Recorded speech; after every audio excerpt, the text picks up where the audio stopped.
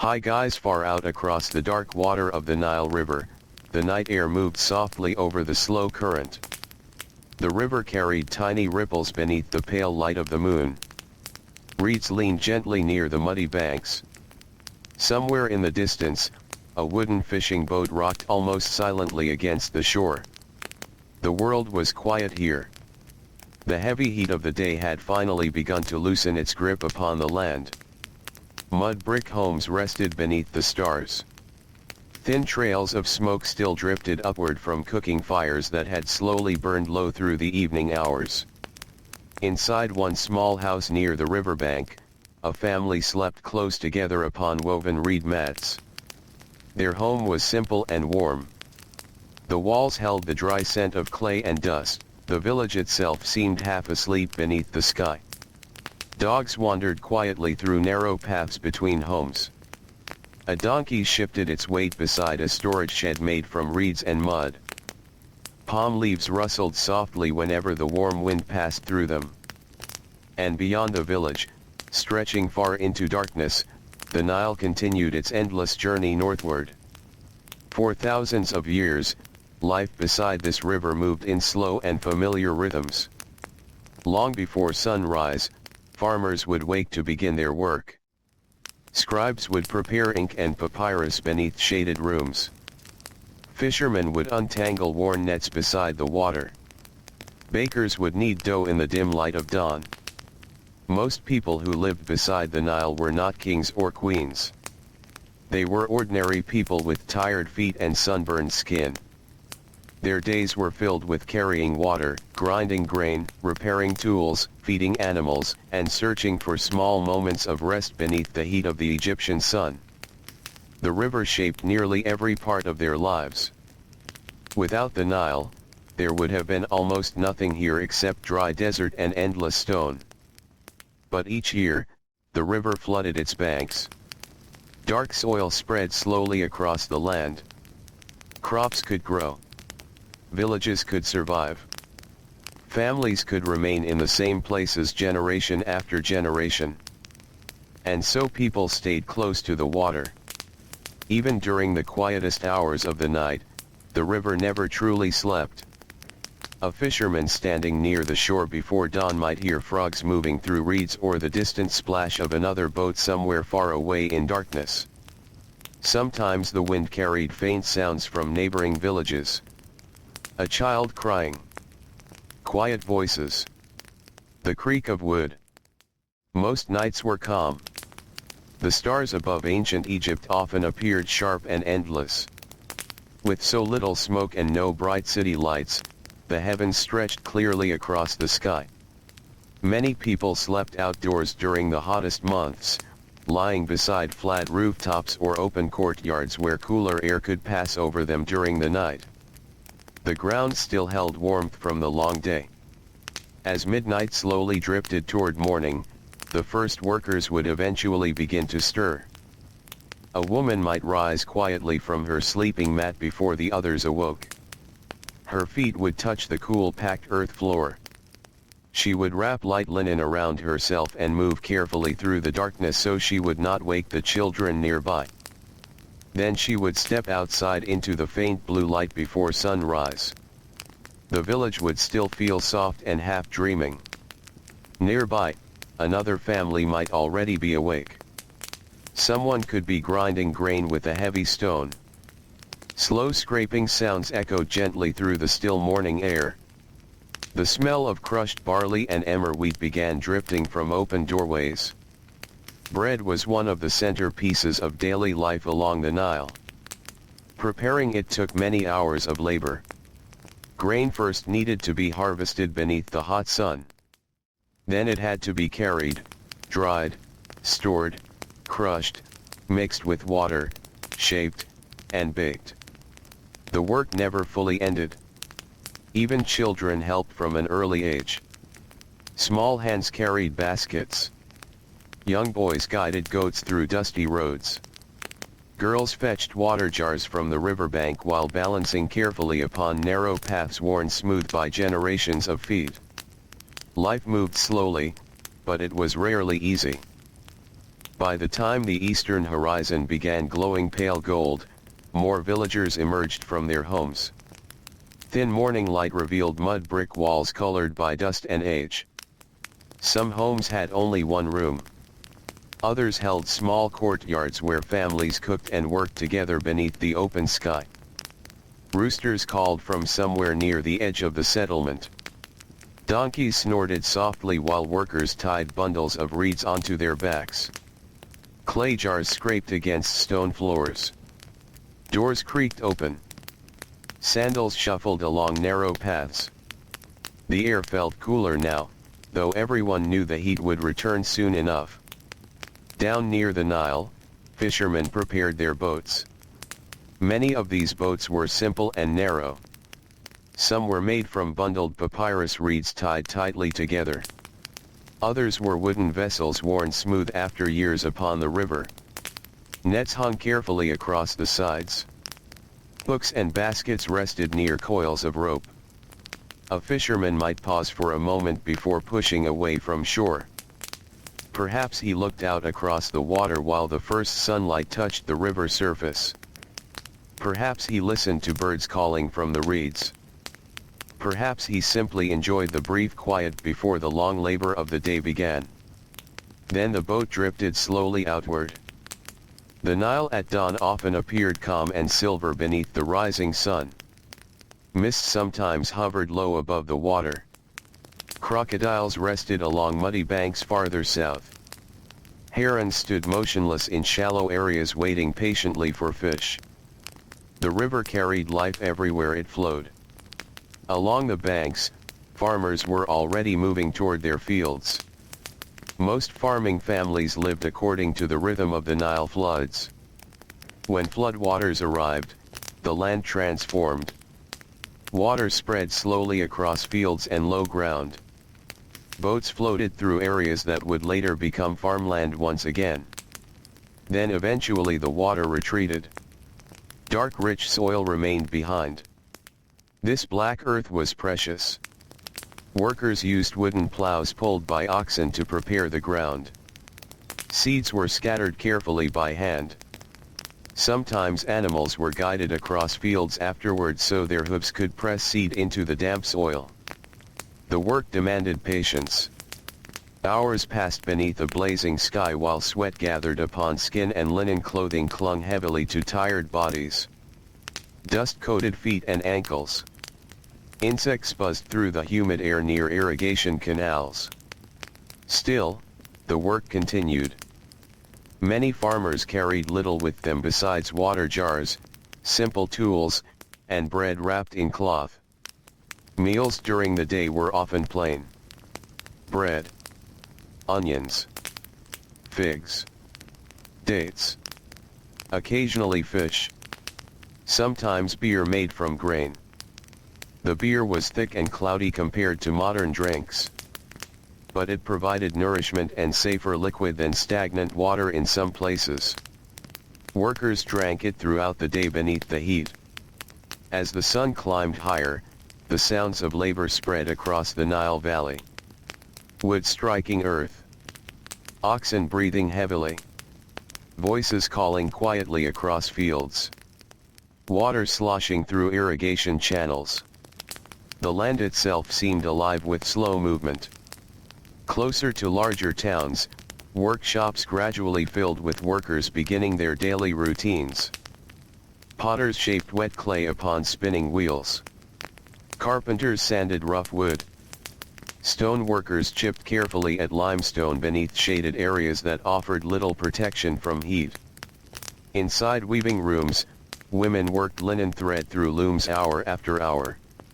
The soft tapping sounds blended together with distant market noise outside. Egyptian linen was famous throughout the ancient world. Producing it required endless careful labor. Flax plants first needed harvesting and soaking. Fibers were separated and spun into thread. Then the thread was woven patiently into cloth. Fine linen for wealthy families felt smooth and cool against the skin. But ordinary workers often wore rougher garments that quickly became stained with sweat and dust during long days. Near temple complexes and government buildings, scribes began their work early. Most people in ancient Egypt could not read or write. Scribes belonged to a respected group trained carefully from childhood. Their fingers were often stained dark with ink. Reed pens rested beside sheets of papyrus rolled neatly across wooden tables. Their work required long hours sitting cross-legged in warm rooms. Some recorded taxes or grain supplies. Others copied religious texts.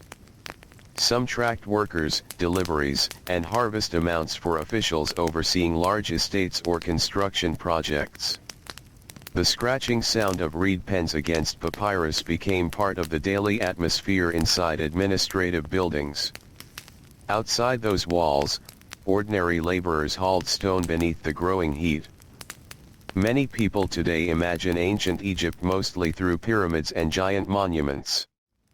But behind every great structure stood thousands of exhausted workers carrying blocks, mixing mortar, transporting supplies, baking bread, and hauling water beneath the unforgiving sun. The labor shaped their entire lives.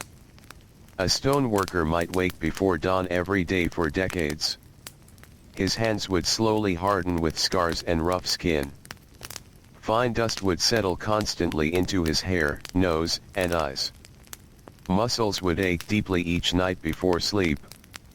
And still the work would begin again the next morning. By midday, the heat along the Nile could feel almost overwhelming. Light reflected harshly from pale stone walls and dry ground. Air shimmered above roads and fields.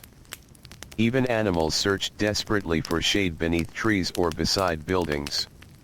Workers often slowed their pace during the hottest hours. Some rested briefly beneath woven shelters. Others sat against mud brick walls while sharing bread and beer in silence. Tired eyes narrowed against the brightness. Dust clung to sweaty arms and necks. The smell of baked earth filled the air. In smaller villages, midday could become strangely quiet. Children rested indoors beside their mothers. Elderly people sat beneath shaded courtyards where cooler air moved gently through open spaces. Goats huddled near walls to escape the sun. Even the river itself seemed slower beneath the burning afternoon light. Boats drifted lazily with the current while fishermen repaired nets in silence. Some men slept briefly beneath reed coverings stretched across their vessels. Water tapped softly against wood. Farther upstream, larger transport boats carried grain, stone, timber, and pottery between settlements. Sails moved gently whenever wind filled them from the south. Rowers sometimes sang low steady rhythms while working their oars through the heavy water. Trade along the Nile connected villages, farms, temples, and cities across enormous distances. Yet for ordinary people, life often remained very small and local. Many villagers spent their entire lives within only a few miles of where they were born. The same roads. The same riverbanks. The same fields. The same neighbors. Year after year. Season after season. Flood and harvest. Heat and rest. Birth and death. As afternoon slowly faded toward evening, shadows finally began growing longer across the land. The harsh brightness softened little by little. Workers wiped sweat from their faces and prepared for the long walk home. Farmers gathered tools onto their shoulders. Fishermen pulled boats back toward shore. Merchants closed wooden shutters over market stalls. The smell of cooking fires slowly returned to the villages. This was often one of the gentlest times of day along the Nile. Children became lively again once the heat weakened. Voices drifted through narrow streets. Some families sat outdoors while preparing evening meals. Others gathered beside the riverbank where cooler air moved across the water. Bread baked over clay ovens. Fish roasted slowly over open flames. Dates and figs rested inside woven baskets. Simple meals were shared beneath fading sunlight. Inside homes, daily chores still continued long after work in the fields had ended. Grain needed grinding.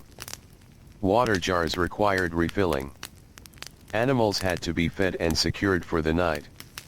There was always more work waiting. An ordinary Egyptian home smelled of dust, smoke, linen, oil, bread, and warm clay. Walls were often whitewashed to reflect sunlight. Furniture remained simple. Wooden stools. Low tables. Reed mats for sleeping. In wealthier homes, servants moved quietly through shaded rooms carrying water or food.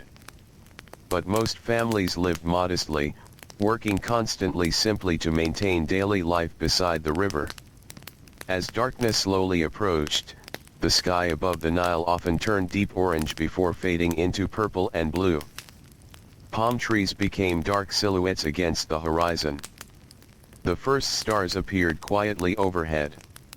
And with the coming of night, another kind of stillness settled across ancient Egypt. Oil lamps flickered inside windows and courtyards.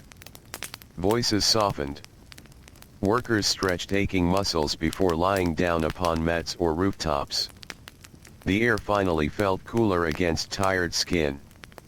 Some nights carried the scent of wet river mud drifting from the Nile. Other nights brought dry desert wind moving softly through the villages. Nearby temples remained active even after sunset. Priests performed rituals by lamplight while incense drifted upward through stone halls. Sacred statues rested within dark inner chambers where only a few caretakers entered.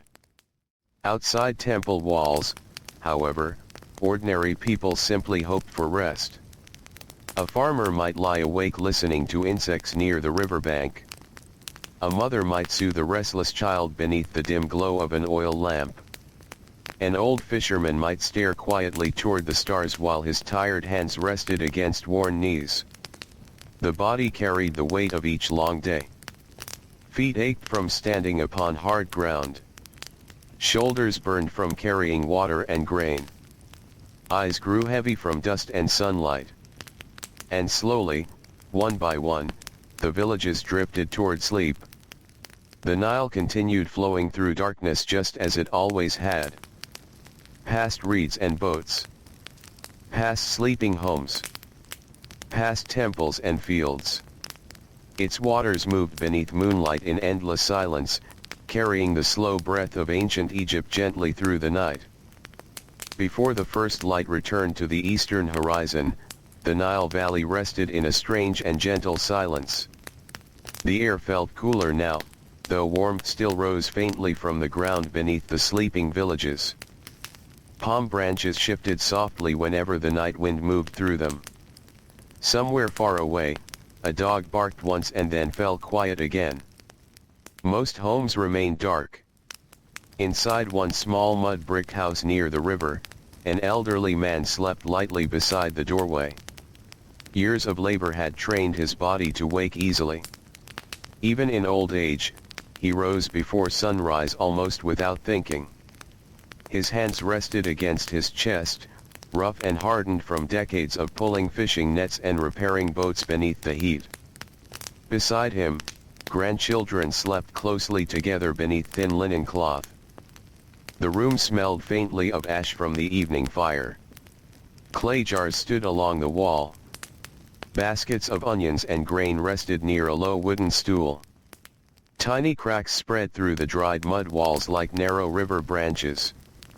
Nothing inside the home was luxurious. Yet it carried the quiet comfort of routine. The old man slowly opened his eyes while darkness still covered the village.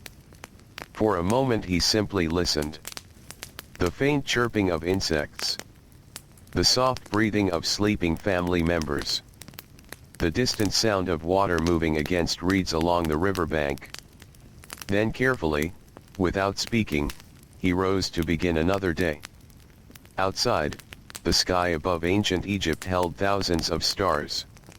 The Nile reflected pieces of moonlight across its dark surface.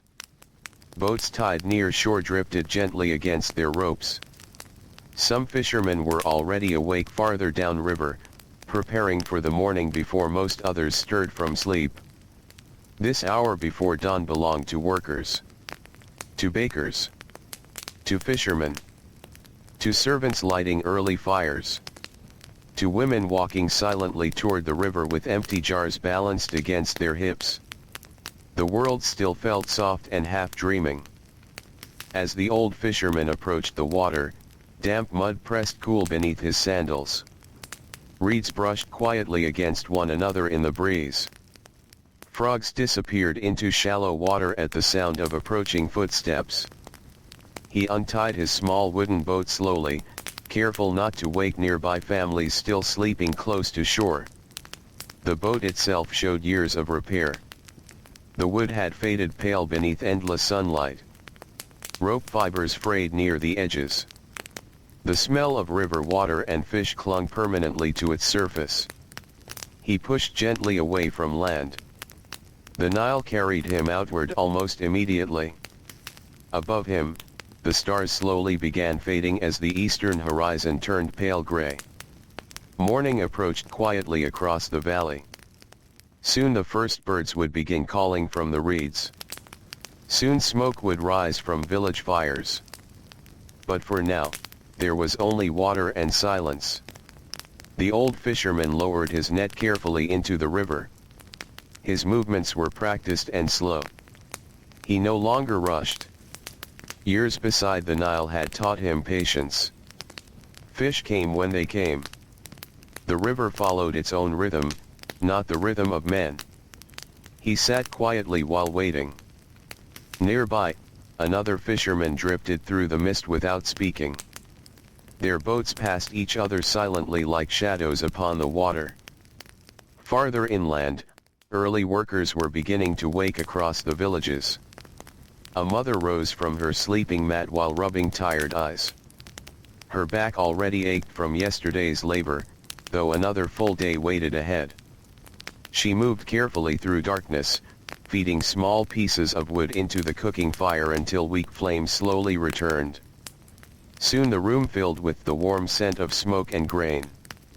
She began grinding wheat upon a flat stone. Back and forth. Slow and steady. The sound blended with many others slowly appearing across the settlement. Grinding stones. Quiet footsteps.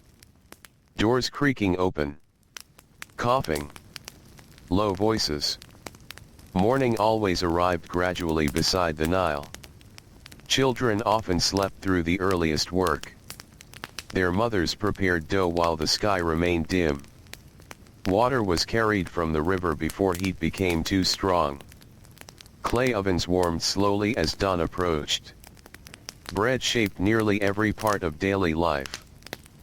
A worker leaving for the fields carried bread. A fisherman drifting upon the river carried bread. Builders hauling stone carried bread wrapped in cloth beside onions or dried fish.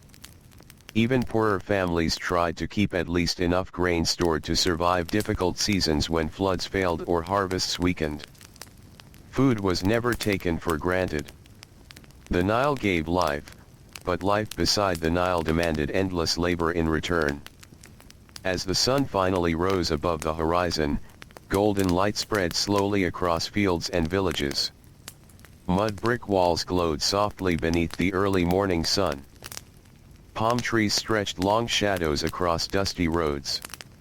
Birds circled over the riverbanks searching for fish in shallow water. The coolness of dawn would not last long. Already workers were beginning their journeys into the fields. Farmers walked together carrying wooden hoes across their shoulders. Some guided oxen beside narrow irrigation channels. Others balanced baskets filled with seed or tools upon their backs. Their pace remained calm and unhurried. There was no reason to waste energy early in the day. The heat would take enough from them soon enough.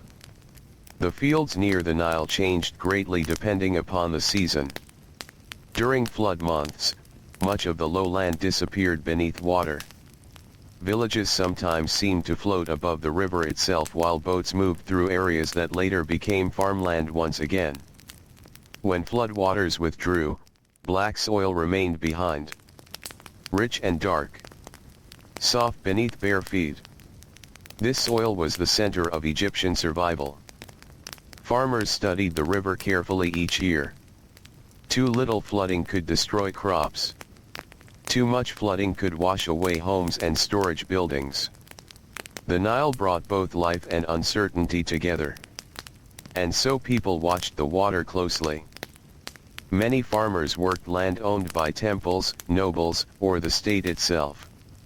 They did not always control the crops they raised. Officials measured harvests carefully. Scribes recorded grain amounts upon papyrus sheets. Taxes were collected in food, labor, or goods. For ordinary workers, daily survival often depended upon successful harvests and the decisions of distant officials they would never meet personally. Yet life continued steadily.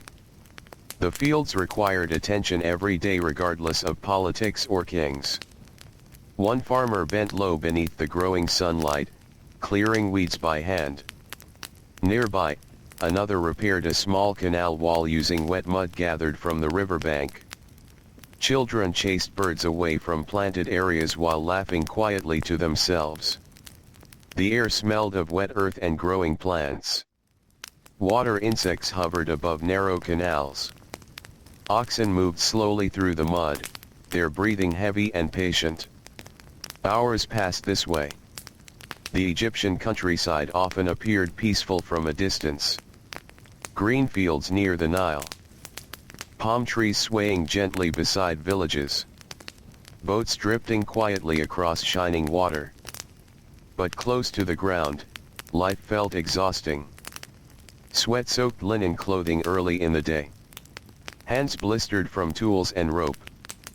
Flies gathered around faces and animals. Dust settled over skin and food alike. Workers bent beneath the sun for hour after hour. And still there remained cooking to do at home later. Water to carry. Children to care for. Repairs waiting. Animals needing food. Rest came slowly and rarely.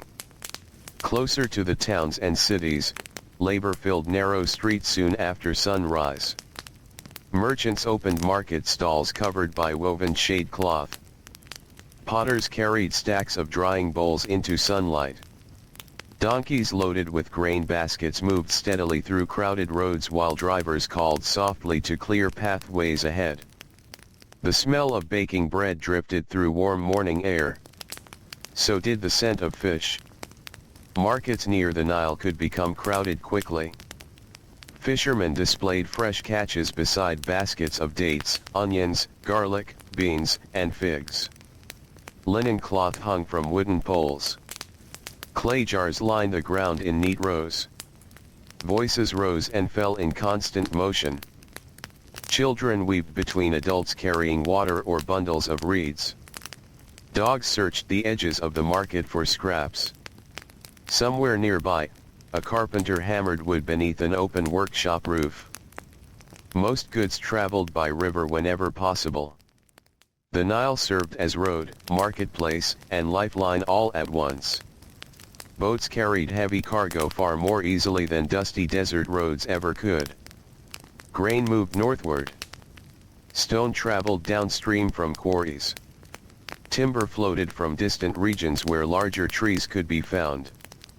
Boatmen spent enormous portions of their lives upon the water. Some slept more often aboard vessels than inside homes. Their skin darkened beneath the relentless sun. Hands toughened against rope and wooden oars. Many learned every bend and current of the river through years of travel. The Nile became part of their bodies. A transport boat drifting southward against the current relied heavily upon wind. Large square sails billowed softly whenever steady breezes arrived from the north. When wind failed, rowers took over. Their labor was slow and heavy. Wood creaked gently. Water slapped against the hull. The smell of river mud mixed with sweat and damp rope. Long journeys passed beneath endless sunlight. Sometimes workers sang quietly together while rowing. Not loudly. Not joyfully. Simply steady rhythms to help the body continue through exhaustion. Farther from the riverbanks, the desert waited silently. The contrast between fertile Nile land and surrounding desert shaped Egyptian life deeply. Green fields ended suddenly against pale sand and rocky hills.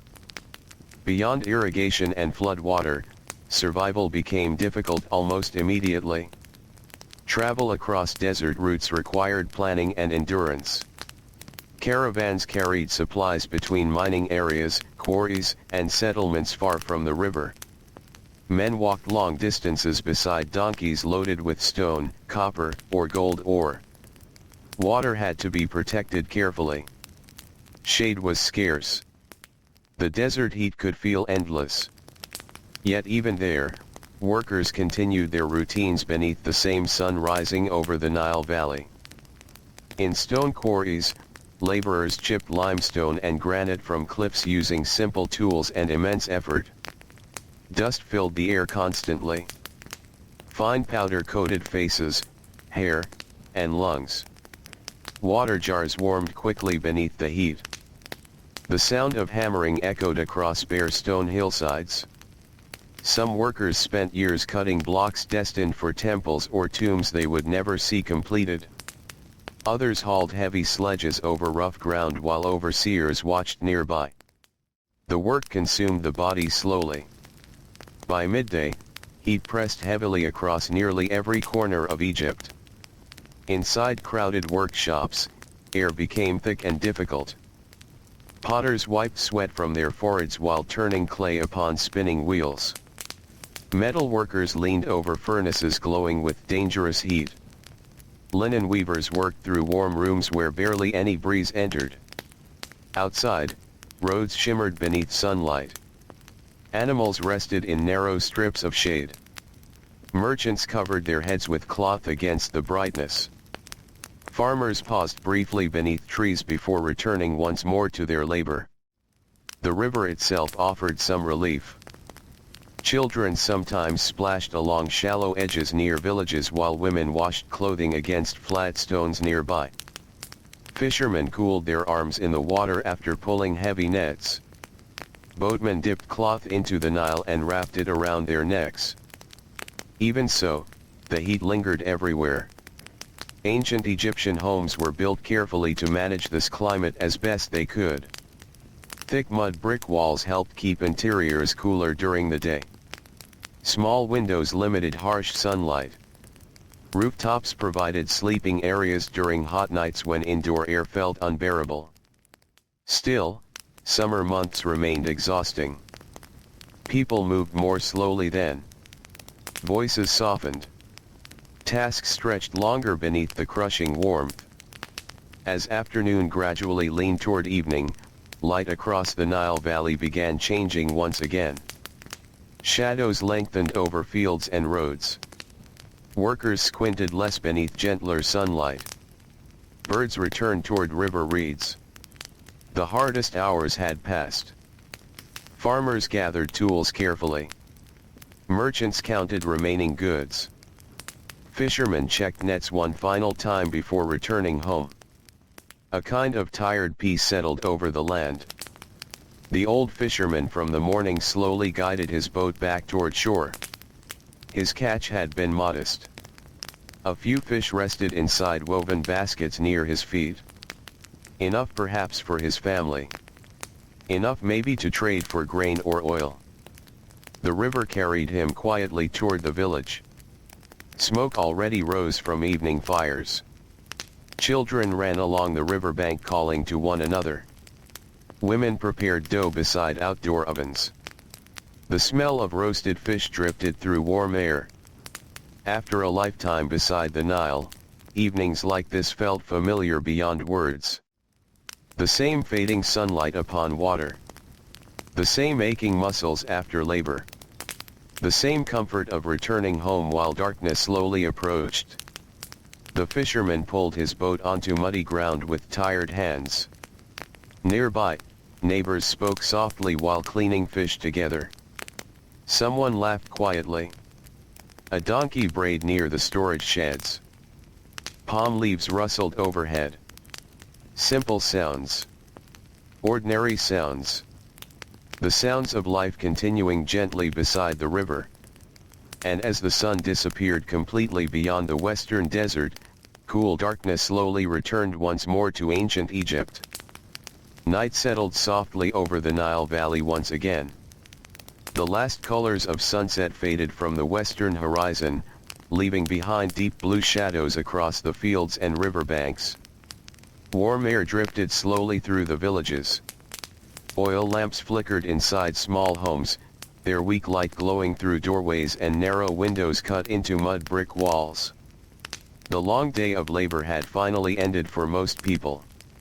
Now came the quieter hours. Families gathered close together beside cooking fires while darkness deepened outside. Clay pots simmered gently over glowing coals. The smell of lentils, onions, and baked bread floated through the warm evening air. Somewhere nearby, fish crackled softly over an open flame. Children leaned sleepily against their mothers after long days beneath the sun. Men stretched tired legs while rubbing sore shoulders and dusty hands. The sounds of work slowly faded from the village little by little. A woman sat near the doorway of her home grinding herbs into a small bowl with slow circular movements. Her youngest child had already fallen asleep nearby upon a reed mat. The older children whispered quietly together while finishing pieces of bread from the evening meal. Inside the house, the air felt warm and close. The walls held the heat of the day long after sunset.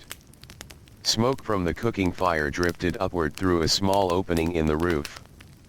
Clay jars lined the corners of the room beside woven baskets and folded linen cloth. There was little privacy in homes like these. Entire families often slept together in a single room.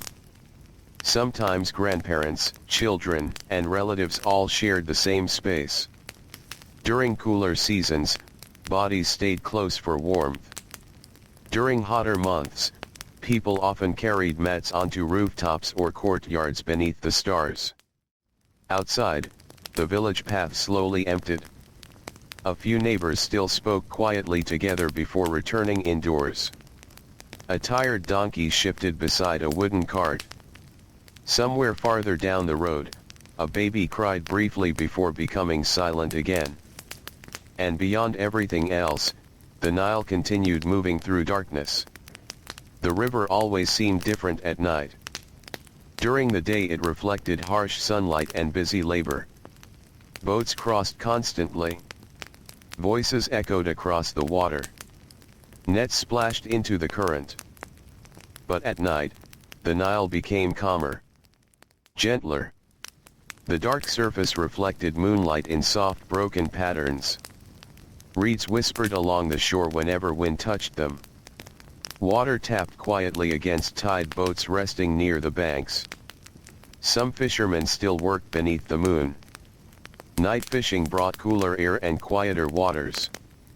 A small boat drifting through darkness carried only the faint sound of wooden oars dipping carefully into the river.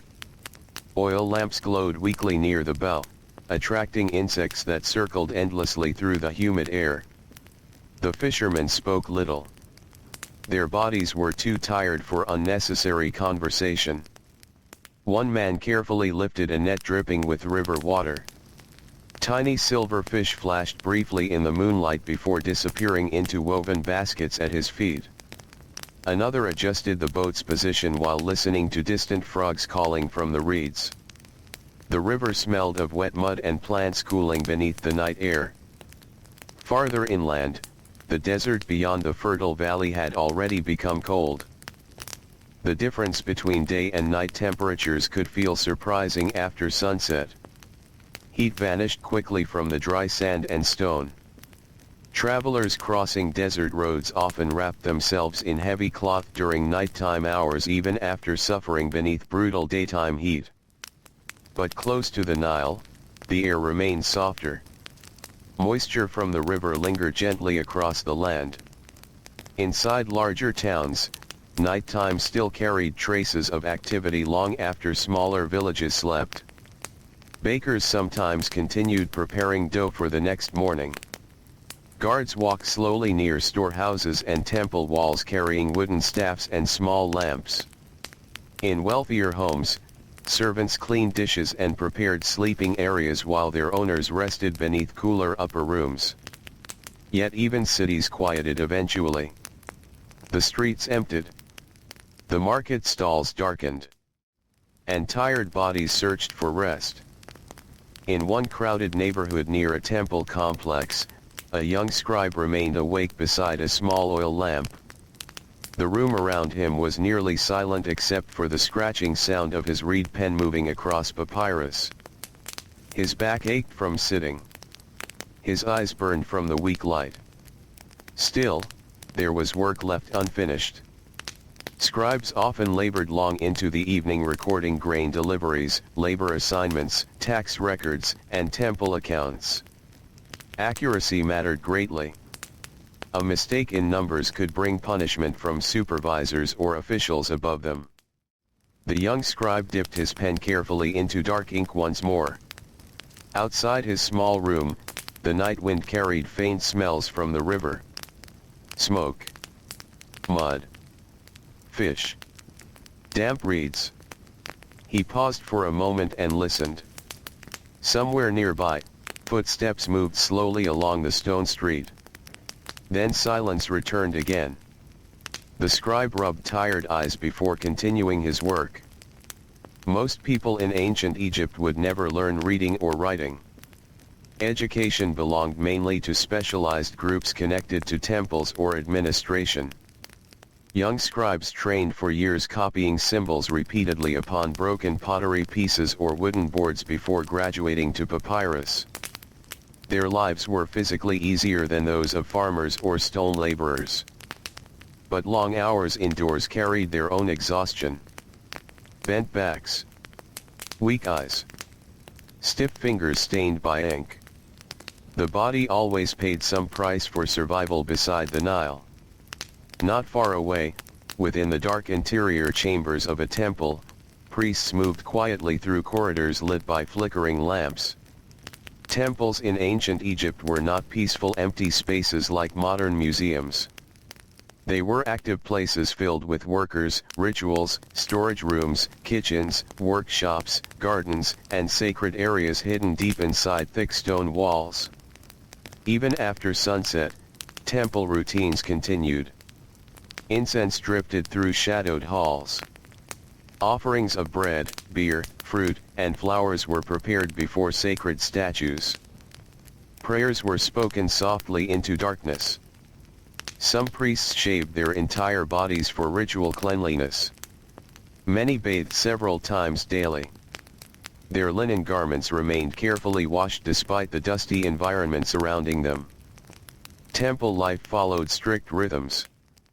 Outside those sacred walls, however, ordinary people focused mostly upon simpler concerns. Food. Work. Children. Rest. The river. A farmer lying upon his rooftop beneath the stars might care little about palace politics or distant royal ceremonies. His thoughts stayed closer to the next harvest, the condition of irrigation canals, or the health of his oxen. Life felt immediate. Physical. Close to the ground. As midnight approached, cooler air finally spread more fully across the Nile Valley. Families sleeping outdoors turned quietly beneath linen coverings. Palm trees swayed softly against the dark sky. The moon climbed higher above the river. For many workers, this was the only truly comfortable time of day during the hotter seasons. The heat loosened its grip at last. A soft breeze moved through narrow streets carrying the smell of river water and damp earth. Dogs curled beside walls. Boats rocked gently near shore. Somewhere in the darkness, a flute played faintly for a few moments before fading away. The sound drifted across the water almost like a dream. Near the edge of one village, An elderly woman remained awake while others slept. Age had made her rest lighter over the years. She sat quietly beside the doorway of her home watching moonlight spread across the dusty ground. Her hands rested upon tired knees shaped by decades of labor. She had carried water from the Nile since childhood. She had baked bread through endless summers. She had buried family members lost to sickness and age. She had watched floods rise and retreat more times than she could count. And now she simply listened to the night. Ancient Egyptian life was filled with physical weariness. Teeth often ached badly from gritty flour ground with tiny stone particles. Many workers suffered damaged joints from years of lifting heavy loads or kneeling upon hard surfaces. Disease moved easily through crowded settlements near standing water and animals. Doctors existed, though treatments varied greatly. Some remedies involved herbs and careful observation.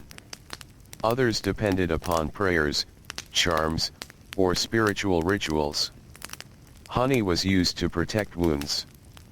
Linen bandages wrapped injured limbs. Certain plants eased pain or stomach sickness. But many illnesses remained dangerous. Children especially faced uncertain survival. Even so, families continued building ordinary lives beside the Nile generation after generation. A mother still sang softly to her child at night. A father still repaired fishing nets beside the doorway. Neighbors still gathered together during festivals and shared meals after harvest seasons. Life continued gently despite hardship.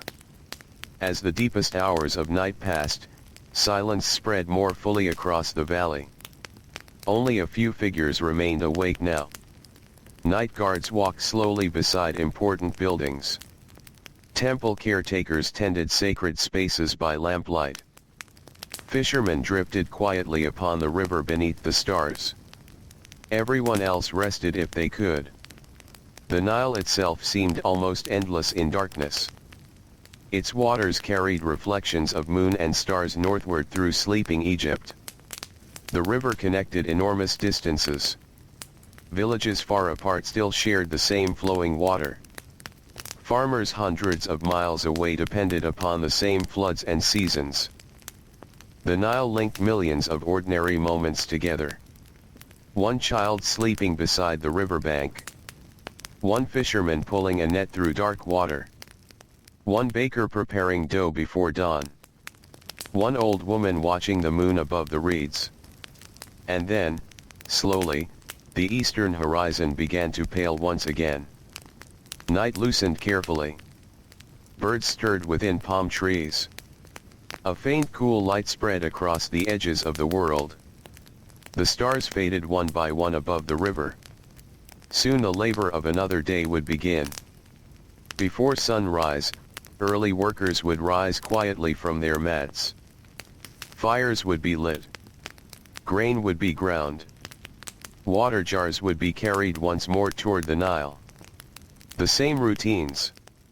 The same roads. The same aching muscles beneath another growing sunrise. And yet there was comfort in that rhythm too. The steady return of familiar tasks. The river flowing where it had always flowed. The smell of bread warming in clay ovens. The sound of sandals brushing dusty ground at dawn.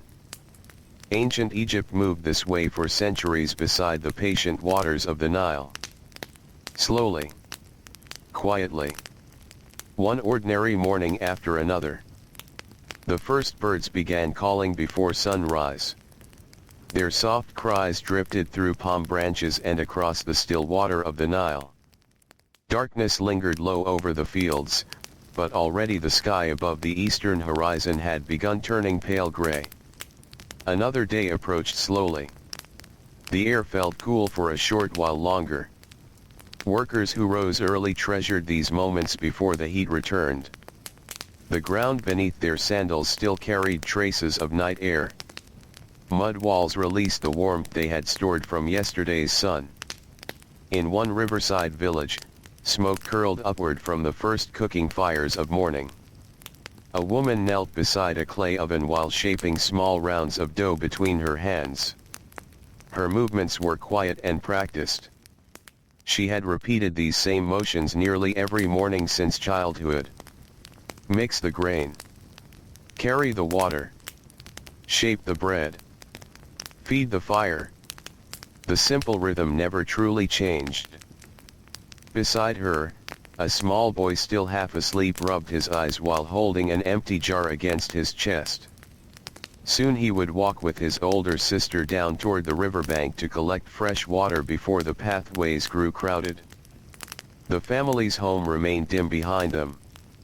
Inside, reed mats covered the packed earth floor. Clay jars lined the walls beside baskets of grain and folded linen cloth. The ceiling beams above were darkened by years of smoke from cooking fires. The smell of warm bread slowly filled the room. Nearby neighbors were waking as well. Doors creaked open. Footsteps shuffled across dusty ground. Someone coughed heavily in the morning air. A donkey brayed softly from beside a storage shed. The village slowly stretched awake beneath the growing light. Farther down the Nile, fishermen pushed boats away from shore before sunrise fully arrived. Their narrow vessels drifted quietly through pale morning mist hanging low above the river. The world felt calm at this hour. Water moved gently against wood. Reeds whispered along the muddy banks. The distant sound of oars dipping into the river blended softly with waking birds overhead. One fisherman sat near the front of his boat repairing a torn net while his younger brother rowed slowly upstream. Their hands worked automatically even while their eyes still looked heavy with sleep. Fishing demanded patience more than speed. Sometimes nets returned nearly empty after hours of labor. Other days brought enough fish to trade in crowded markets or feed entire families. The river decided these things in its own quiet way. The brothers said little while they worked. They had spent most of their lives together upon the Nile. Silence between them felt natural, comfortable. The younger brother paused rowing for a moment and looked toward the eastern horizon where sunlight now slowly spread across the valley. Golden light touched the tops of palm trees first. Then the fields. Then the villages. Soon the whole river shimmered beneath morning brightness. Along the riverbanks, farmers were already beginning their long walk toward the fields. Some carried wooden tools over their shoulders. Others guided sleepy oxen through narrow dirt paths between irrigation canals. Their linen garments hung loosely against tired bodies. Many workers had eaten only simple bread and beer before leaving home. The hardest labor still waited ahead beneath the growing heat. The fertile land beside the Nile appeared dark and rich in early sunlight. Water channels reflected the brightening sky while insects hovered above damp soil. Young plants pushed upward in careful rows where farmers had planted them weeks earlier. The river gave life to all of it. Without constant work, however, the fields would quickly dry beneath the desert sun. Irrigation channels needed repair. Canal walls cracked and crumbled. Water levels had to be watched carefully. The labor never ended. One older farmer bent slowly to examine the soil between rows of barley. Years of work had stiffened his back and swollen his hands. Deep lines crossed his face from sunlight and age. Still, he continued. Nearby, younger workers lifted water using simple wooden devices that carried river water upward into higher channels. The motion repeated endlessly. Lift.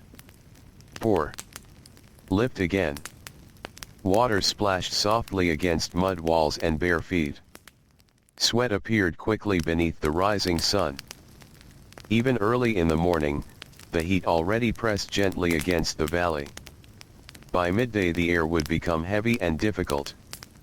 Workers understood this well. Most tried to complete the hardest tasks before the hottest hours arrived. The sounds of labor slowly spread across the countryside. Oxen breathing. Tools striking earth. Voices calling softly between fields. Birds circling overhead searching for insects stirred by farming work. The Nile Valley woke completely now. Closer to the larger towns, merchants began arranging goods within crowded marketplaces. Wooden stalls opened one by one beneath woven shade coverings. Pottery bowls caught the sunlight in neat rows beside baskets of figs, dates, onions, beans, and garlic. The smell of bread drifted through the streets. So did the smell of fish laid carefully upon reed mats for sale. Children hurried between market stalls carrying messages or baskets for their families. Dogs wandered hopefully near food sellers. Donkeys loaded with grain sacks pushed slowly through narrow roads while drivers guided them patiently through the growing crowds. Most people dressed simply. Light linen garments helped endure the heat. Sandals protected feet from burning ground and rough stone streets. Wealthier individuals wore cleaner, finer cloth and jewelry made from gold, glass, or carved stone. But ordinary workers usually cared more about comfort than appearance. The day ahead would cover everyone in dust soon enough. In shaded workshops near the marketplace, craftsmen began their own routines. A potter sat cross-legged before a spinning wheel shaping wet clay with careful fingers. Bowls, jars, and storage vessels slowly rose beneath his hands while sunlight entered through the workshop doorway. The air smelled damp from clay and river water. Nearby, another worker carried finished pottery carefully toward outdoor ovens where intense heat would harden the clay. Pottery surrounded nearly every part of Egyptian life. Water jars, cooking bowls, storage containers, oil lamps, beer vessels. Simple objects shaped by ordinary hands. Inside a nearby weaving room, women worked linen thread through wooden looms while soft morning light filtered through narrow windows. Their fingers moved steadily back and forth across the threads. The rhythmic tapping of wood filled the warm room hour after hour. Weaving required patience. A single piece of linen could take many days to complete depending upon its size and quality. Fine cloth for temples or wealthy households demanded especially careful work. The women rarely stopped moving. Even while speaking quietly together, their hands continued guiding thread through the loom. Outside the workshops, the streets grew hotter. By mid-morning sunlight reflected sharply from stone walls and dusty roads. Workers wrapped cloth around their heads against the brightness. Water sellers moved through crowded areas carrying heavy jars suspended from wooden poles across their shoulders. The coolness of dawn had disappeared completely now. A group of laborers rested briefly beneath the narrow shade of a wall while sharing pieces of bread. Their bodies already glistened with sweat after only a few hours of work hauling stone from river barges to construction sites farther inland. One worker removed his sandals and rubbed sore feet against the dusty ground. Another leaned silently against the wall with closed eyes, saving energy before returning to labor. Construction work in ancient Egypt consumed enormous physical strength. Even smaller building projects required teams of workers carrying stone, mud brick, wood, tools, and water beneath dangerous heat. Ramps were built. Ropes pulled tight. Heavy blocks shifted inch by inch across rough ground. The process moved slowly. Patiently. Sometimes a structure took decades to complete. Yet most laborers would never see their names remembered afterward. Only the kings and nobles received monuments. The workers simply returned home exhausted each night and woke again before dawn to continue. Farther along the river, transport boats drifted steadily northward carrying grain from farming villages toward larger storage centers. The boats sat low in the water beneath heavy cargo. Sails billowed gently in the warm breeze. Boatmen adjusted ropes and watched the river carefully. Sandbars shifted over time. Currents changed with seasons and flooding. Experience mattered greatly upon the Nile. A careless mistake could damage cargo or overturn smaller vessels entirely. Still, the river remained the easiest road in Egypt. Travel across land felt slow and exhausting beneath the desert climate. Boats allowed grain, stone, timber, pottery, and people to move far more efficiently between settlements. And so the Nile remained crowded with movement from dawn until night. As the sun climbed higher toward midday, heat settled heavily across the valley once more. The air itself seemed to slow. Workers squinted against harsh light. Dust clung to sweaty skin and damp linen clothing. Animals searched desperately for narrow strips of shade. Many laborers paused briefly during the worst hours. Farmers rested beneath palm trees near irrigation channels. Fishermen pulled reed coverings across their boats while eating simple meals of bread and onions. Merchants sat quietly behind market stalls fanning themselves against the heat. Even conversation softened beneath the burning afternoon sun. The landscape shimmered in the distance. Stone walls radiated warmth. Sand near the desert edges became almost painful beneath bare feet. The smell of hot earth filled the air everywhere. Inside homes, darker rooms provided small relief. Children slept during the hottest part of the day while mothers prepared evening meals or repaired linen clothing in shaded courtyards. Elderly family members rested against cool mud walls while listening to distant market sounds drifting through open windows. Life slowed but never stopped completely. There was always another task waiting. Another jar needing repair.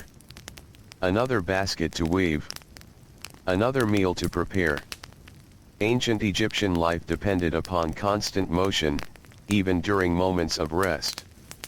And slowly, as afternoon stretched onward, the sunlight finally began to soften again. Long shadows returned across the fields. The river reflected deeper gold instead of harsh white brightness. Workers lifted tired heads toward the western horizon, knowing the hardest hours were nearly over. Soon they would return home through dusty roads beside the Nile.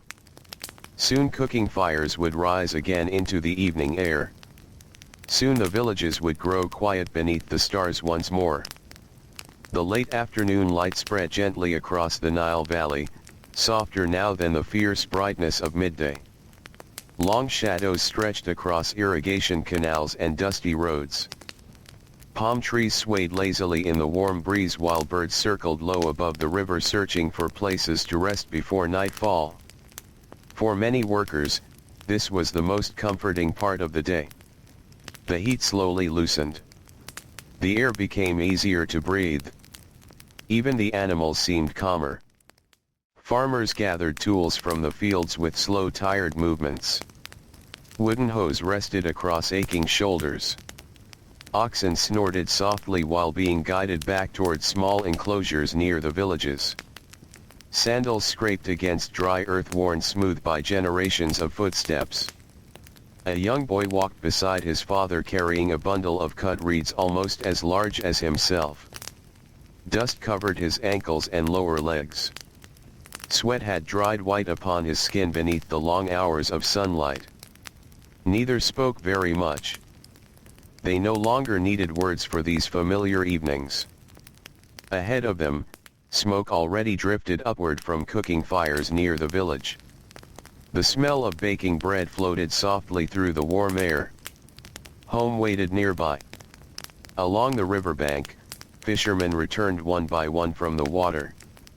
Their boats slid quietly against muddy shorelines while nets dripped slowly back into the Nile. Some catches had been good.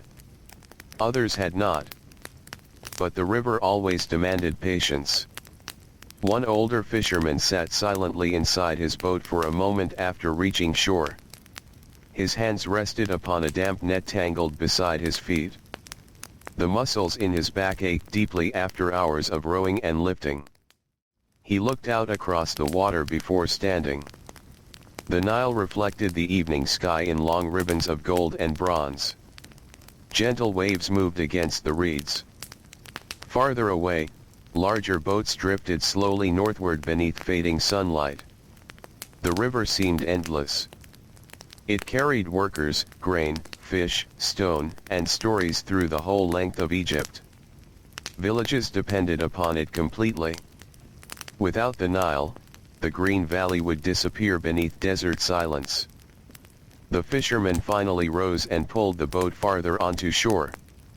Nearby, women knelt beside flat stones washing clothing in the shallow water. Wet linen slapped softly against rock surfaces while children played along the muddy edge of the riverbank.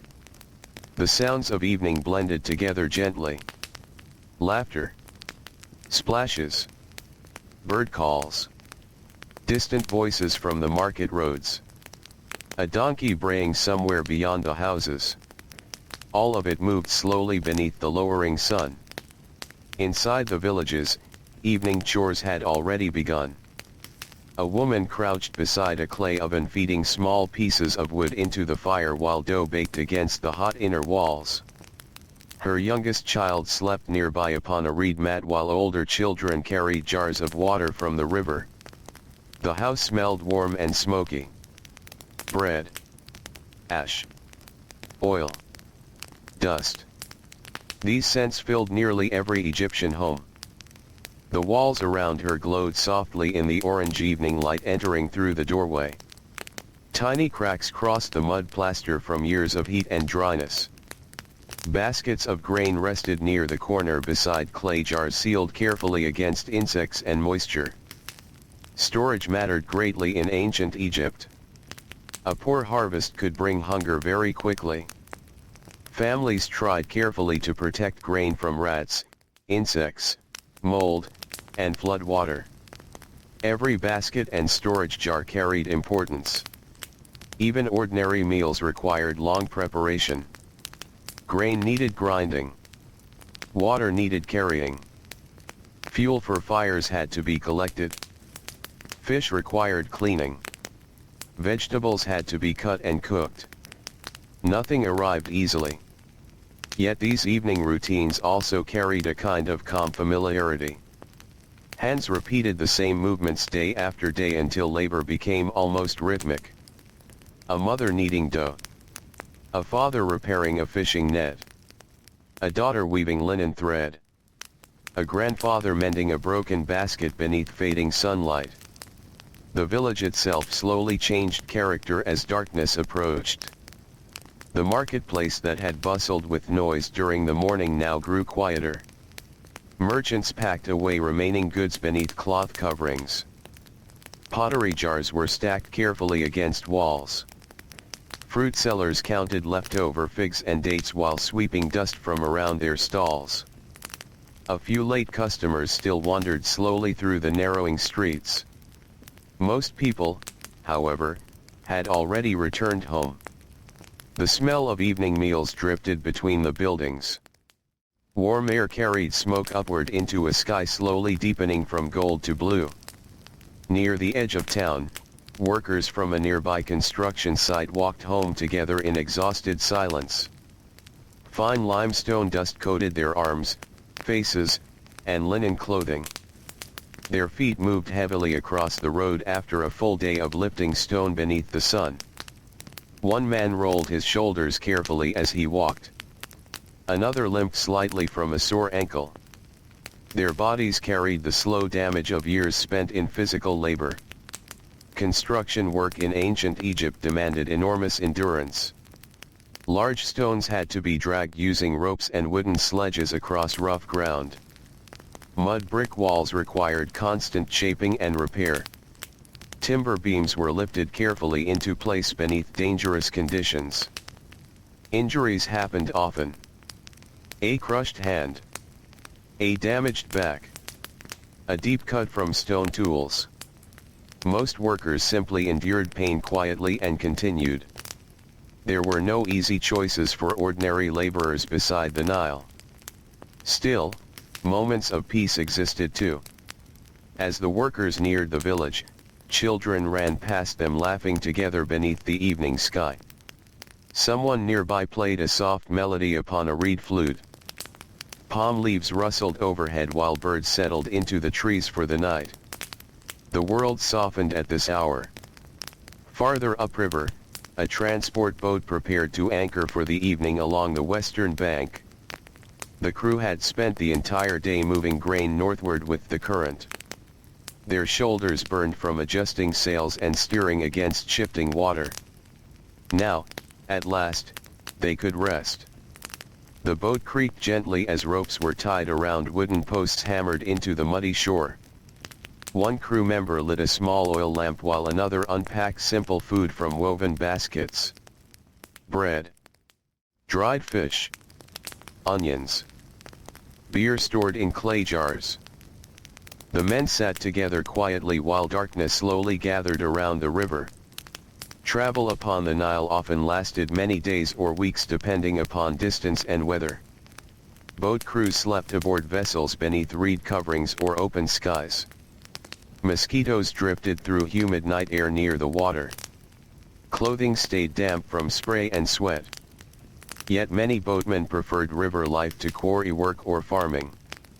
The moving water brought small changes in scenery from village to village. Different accents. Different markets. Different stretches of riverbank lined with palms and reeds. Even so, every place along the Nile still shared the same rhythms of labor and rest. As twilight deepened further, temple walls began glowing beneath torchlight. Priests moved quietly through stone courtyards carrying incense and offerings. Sacred pools reflected flickering flames while shadows stretched across carved columns and statues. Temples remained active long after ordinary markets closed. Within storerooms, workers counted grain offerings and supplies. Bakers prepared ritual bread. Scribes recorded deliveries upon papyrus by oil lamp. The scent of incense drifted heavily through the warm evening air. For ordinary villagers nearby, the temple bells and prayers became part of the nightly atmosphere. Familiar sounds woven into life beside the river. A farmer returning home might hear distant chanting while washing dust from his feet after work. A mother rocking her child to sleep might smell incense carried faintly upon the wind from the temple grounds. Religion surrounded daily life quietly and constantly. Not only within great stone temples, but also inside ordinary homes. Small protective figures stood near sleeping mats. Families whispered prayers for health, safety, and successful harvests. Workers carried charms beneath linen clothing while traveling or laboring. Life beside the Nile felt fragile in many ways.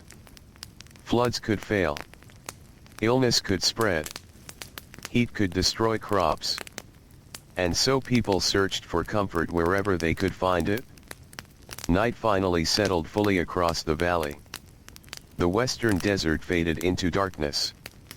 Stars appeared one by one overhead while the moon cast pale light across the river surface. Cooler air drifted slowly between the mud brick homes. Families gathered together before sleep. Some sat quietly upon rooftops where faint breezes offered relief from the lingering heat trapped indoors.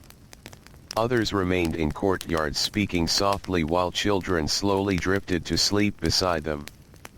The pace of life slowed even further now. An elderly man rubbed oil carefully into his cracked hands after years of farming work. A young mother braided her daughter's hair by lamplight. Two brothers shared a final cup of beer while discussing tomorrow's labor in low, tired voices. The Nile moved quietly nearby. Water tapped gently against tide boats. Reeds whispered beneath the wind. Somewhere in the darkness, frogs sang steadily along the muddy banks.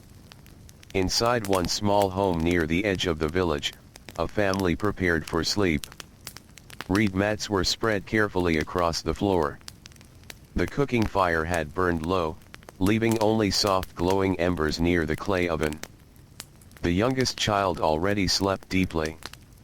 The father lay back slowly with tired muscles still aching from work in the fields.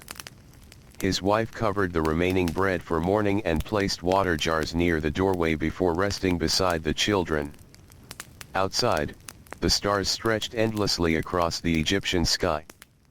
The air smelled faintly of smoke, river mud, and cooling earth.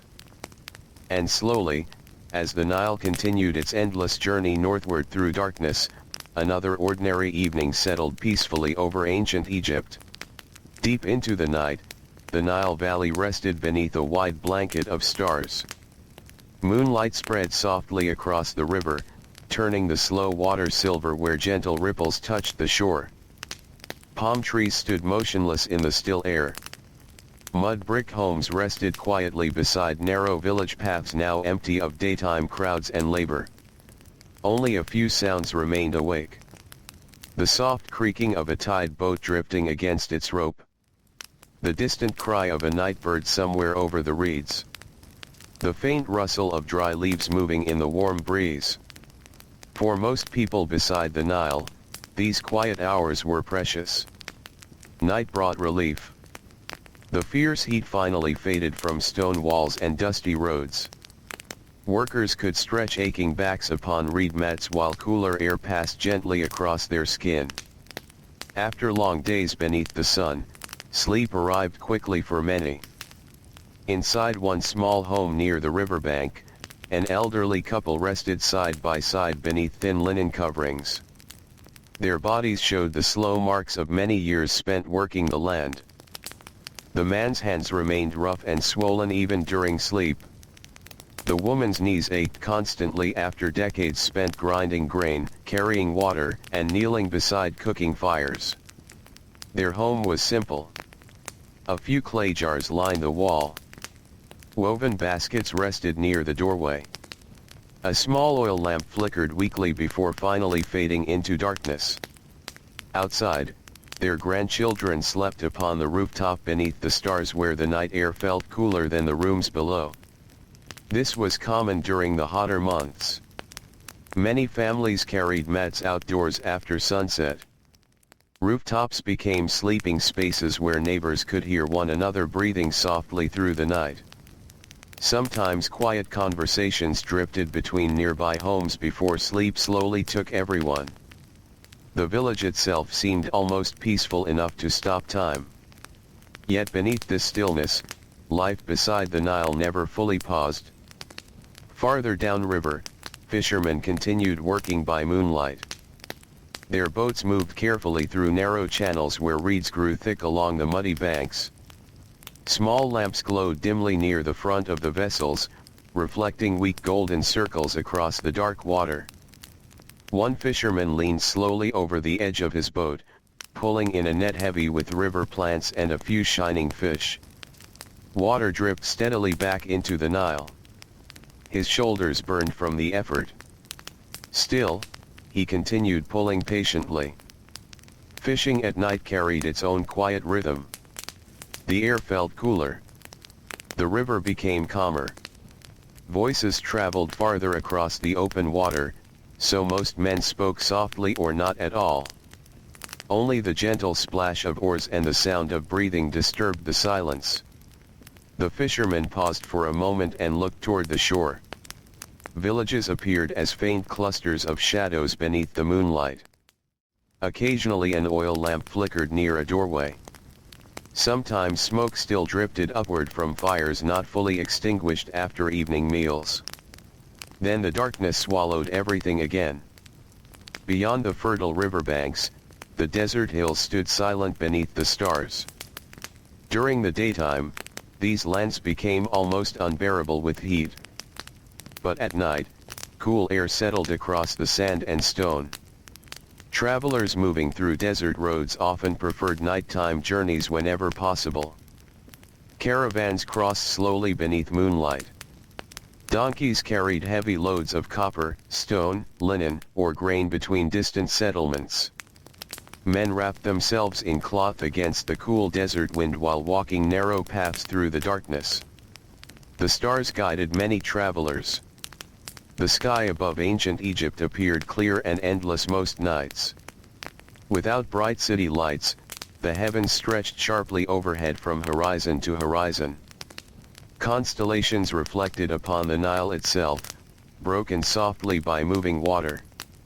Many people spent long moments simply looking upward after the labor of the day ended. A young shepherd lying awake beside his animals might stare silently at the stars before sleep. A boatman drifting upon the river might watch moonlight slide across the water while listening to insects singing near the reeds. The world felt enormous at night. And very quiet. Inside larger towns, however, some workers still remained awake. Bakers often began their labor long before dawn arrived. In one warm bakery near a crowded market street, two brothers worked beside glowing clay ovens through the darkest hours of the night. Sweat already covered their faces despite the cooler air outside. The ovens radiated intense heat into the small room. Dough rested upon wooden boards nearby while stacks of finished bread cooled slowly against the wall. The brothers moved steadily without rushing. One kneaded dough. The other fed wood into the fire. Their arms and shoulders worked with practiced rhythm shaped by years of repetition. Bread fed nearly everyone in Egypt. Because of this, bakers rarely enjoyed long rest. Markets demanded fresh loaves by sunrise. Workers heading into fields or workshops expected morning meals ready before dawn. And so bakery fires often burned through the night. The smell of warm grain drifted through nearby streets while most of the town still slept. Not far away, a young servant girl carried water jars through the quiet darkness toward a wealthy household. Her bare feet moved carefully across cool stone pathways while she balanced the heavy jars against her shoulders. Servants usually woke earlier than anyone else in large homes. Floors needed cleaning. Water basins had to be filled. Cooking fires prepared before sunrise. The girl fought sleep while walking. Her muscles already ached from yesterday's work, yet another long day waited only hours away. Life for servants often felt endless in its routine. Still, even these quiet nighttime tasks carried moments of calm. The streets remained empty now. No crowded market noise. No shouting laborers. Only soft footsteps echoing against stone walls beneath the stars. At the temple complexes along the Nile, nighttime rituals continued quietly behind enormous gates. Priests moved through shadowed halls carrying incense burners while sacred statues rested within dark inner chambers. Oil lamps flickered against painted walls covered with scenes of gods, offerings, rivers, birds, and stars. The temple smelled of smoke, flowers, oil, and stone cooled by the night air. Some priests chanted prayers softly while preparing offerings for the coming dawn ceremonies. Others cleaned sacred spaces carefully using water and linen cloths. Temple routines followed strict schedules. Morning, midday, evening, night. The cycle repeated endlessly, much like the river itself. Outside those massive stone walls, ordinary people slept close together in humble homes beneath the same moonlight shining across the temple roofs. The contrast between rich and poor existed everywhere in ancient Egypt. Wealthy officials lived within larger houses containing gardens, servants, painted walls, wooden furniture, and private storage rooms filled with grain, wine, oil, and fine linen. Ordinary workers lived far more simply. Many families owned very little beyond clothing, tools, baskets, pottery, and sleeping mats. Yet both rich and poor depended upon the Nile. The river connected every level of society together.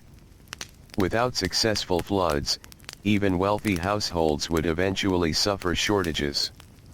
And so everyone watched the water carefully each year. As the deepest part of night slowly passed, cooler air settled more fully across the valley. The ground finally released much of the heat gathered during the day. Workers sleeping outdoors turned quietly beneath linen coverings while soft breezes moved across rooftops and courtyards. This was often the most peaceful hour beside the Nile. No labor. No market crowds. No burning sun overhead. Only darkness and rest. A mother woke briefly beside her sleeping children and listened to the silence around her. Nearby, her husband snored softly after a long day hauling stone from river barges. She could hear frogs singing faintly near the irrigation canals. She could smell the damp scent of the river carried gently upon the wind. For a moment she simply remained still. Then slowly she closed her eyes again. Farther along the riverbank, the old fisherman from earlier nights rested inside his boat beneath a woven reed covering. His net lay piled beside him, still damp from the evening's work. The boat rocked gently against the shore. Water tapped softly against wood. The fisherman slept deeply now, exhausted from years of life upon the Nile. His dreams probably carried the same familiar images he had seen every day for decades. River mist at dawn. Palm shadows across the water. Fish flashing silver beneath sunlight. Boats drifting slowly through morning fog. The river became part of a person after enough years. Its rhythms entered the body. Its sounds followed into sleep. And slowly, almost unnoticed at first, the eastern horizon began growing pale once again. Night started retreating. The stars faded gradually above the valley. Birds stirred within the palm trees. A faint blue light spread quietly across the Nile water. Soon fires would be lit again. Soon sandals would scrape against dusty roads. Soon bakers, fishermen, servants, farmers, scribes, and laborers would begin another day beneath the Egyptian sun. The same routines would return. The same fields. The same river. The same warm wind moving softly through the reeds beside the endless Nile. The dawn arrived slowly over the Nile River. At first, the world remained soft and gray beneath the fading stars. The river reflected only faint streaks of light while morning mist hovered low across the water. Palm trees stood dark against the eastern horizon, their leaves barely moving in the cool early breeze. Then, little by little, the valley began to wake again. Birds called from the reeds. A donkey shifted beside a mud brick wall. Far away, someone struck wood against stone while preparing the first cooking fire of the day. The ancient world returned gently from sleep. In a small farming village near the riverbank, a woman rose quietly from her mat before the rest of the household stirred. Her joints felt stiff from yesterday's labor. The muscles in her shoulders still ached from carrying water jars during the hot afternoon. But the day had begun. She wrapped a simple linen cloth around herself and stepped outside into the cool morning air. The village paths were still mostly empty. Only a few early workers moved through the dim light. A baker crossed the road carrying firewood. Two boys walked sleepily toward the river with empty jars hanging from their hands. An old fisherman repaired a net outside his doorway while listening to the birds along the water. The woman paused briefly and looked east. A pale golden line had appeared beyond the horizon. Soon the heat would return. For now, however, the air felt calm and gentle against her skin. She walked toward the river carrying two clay jars balanced carefully against her hips. The ground beneath her sandals remained cool from the night. Dust clung softly around her feet as she followed the familiar path worn smooth by countless journeys to the Nile. Nearly every household needed fresh water each morning. Water for drinking. Water for cooking. Water for washing linen and cleaning floors. The work repeated endlessly. At the riverbank, several other women had already arrived. They knelt carefully near the muddy edge while filling jars from the slow-moving water. Their voices remained quiet this early in the morning. No one wasted energy before sunrise. The Nile smelled rich and damp at dawn. Mud. Reeds. Wet earth cooling after the long heat of yesterday. Tiny insects hovered over the surface while fish disturbed the water with small sudden splashes. Beyond the reeds, a narrow fishing boat drifted silently through the mist. The woman filled her jars and stood carefully once more. The weight pressed immediately into her shoulders and lower back. Still, she began the slow walk home without complaint. This burden was familiar. Women across Egypt carried water every day of their lives from childhood into old age. The body simply learned to endure it. As sunlight slowly spread across the valley, more workers appeared along the roads and riverbanks. Farmers gathered near irrigation channels carrying wooden tools over their shoulders. Children hurried through the village delivering bread or helping prepare animals for the fields. Smoke rose steadily upward from cooking fires now. The smell of baking grain drifted through the cool air. Inside one small home, a family sat together for a simple morning meal before the labor of the day fully began. Bread rested upon a woven mat beside onions, dates, and a clay jar filled with beer.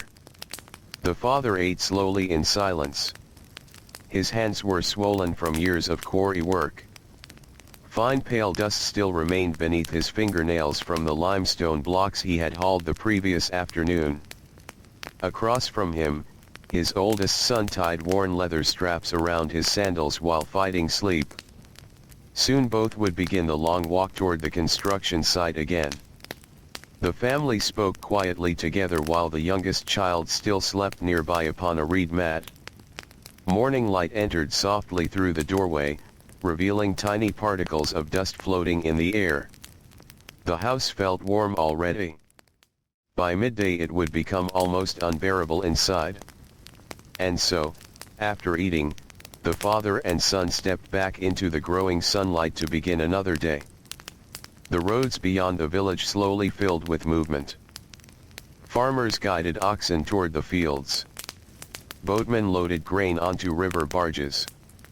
Servants hurried through town carrying baskets, jars, and bundles of linen. The Nile Valley seemed to stretch awake all at once beneath the rising sun.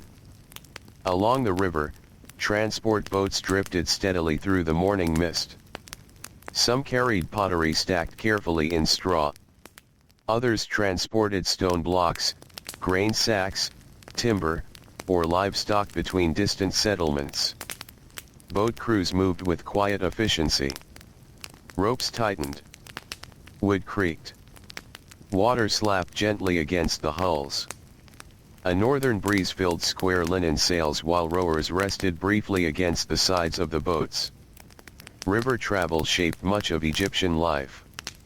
Villages depended upon boats for trade and communication. Farmers shipped harvests to storage centers. Temples received offerings delivered by water. Stone from distant quarries traveled along the Nile toward massive building projects farther north. The river connected everything together. Without it, Egypt would have been only scattered settlements surrounded by endless desert.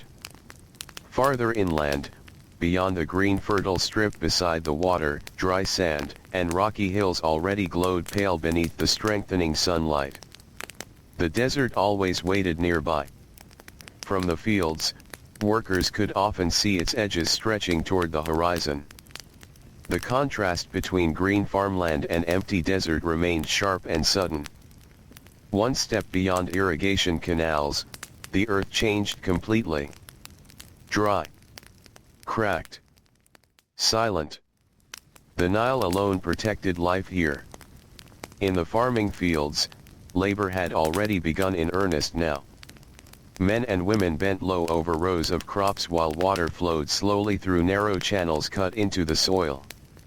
One older farmer stood knee-deep in mud repairing the side of an irrigation ditch with his bare hands. Wet earth clung thickly to his arms and legs while flies gathered around his face. He ignored them. There was always work waiting.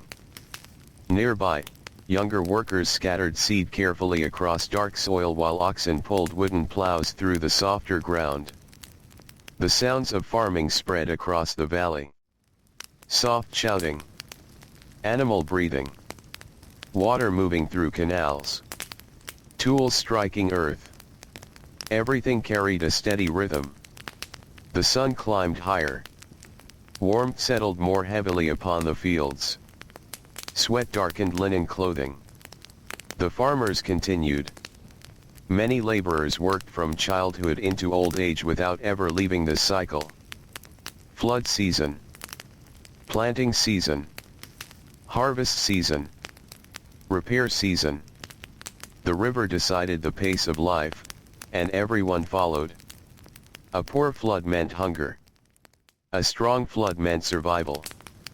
And so each year people watched the Nile closely, almost like listening to the breathing of the land itself.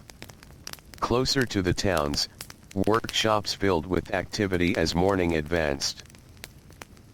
Inside a pottery yard, workers shaped clay jars beneath open shade coverings while the smell of wet earth rose into the warming air.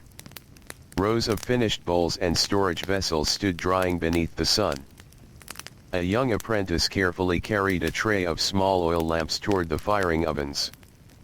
His arms trembled slightly from the weight. The master potter watched silently nearby. Training for skilled work often began very early in life. Children learned trades from parents or masters through years of observation and repetition. A carpenter's son became familiar with wood shavings and tools almost before he could read. A fisherman's daughter learned how to repair nets while still very young. Skills passed slowly from one generation to another. Patiently. Quietly. Without hurry. Inside another workshop farther down the street, linen weavers sat beside large wooden looms while sunlight filtered through narrow windows. The room already felt warm despite the early hour. Threads stretched tightly across the frames. Hands moved steadily. Wood tapped softly against wood.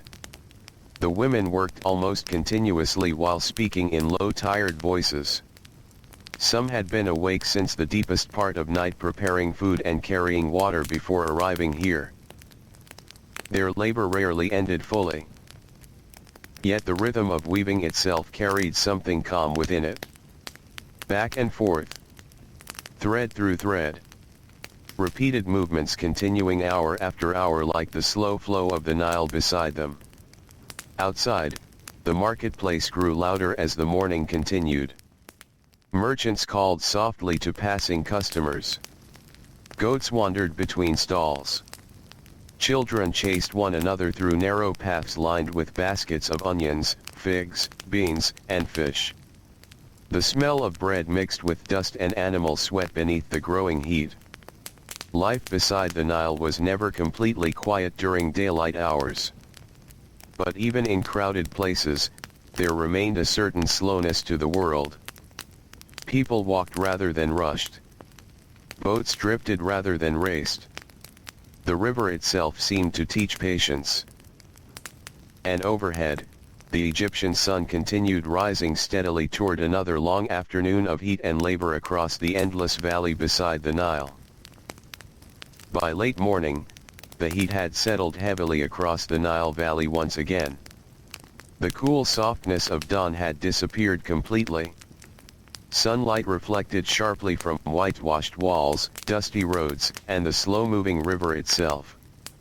The air shimmered above the fields where farmers continued working despite sweat running steadily down their backs and arms.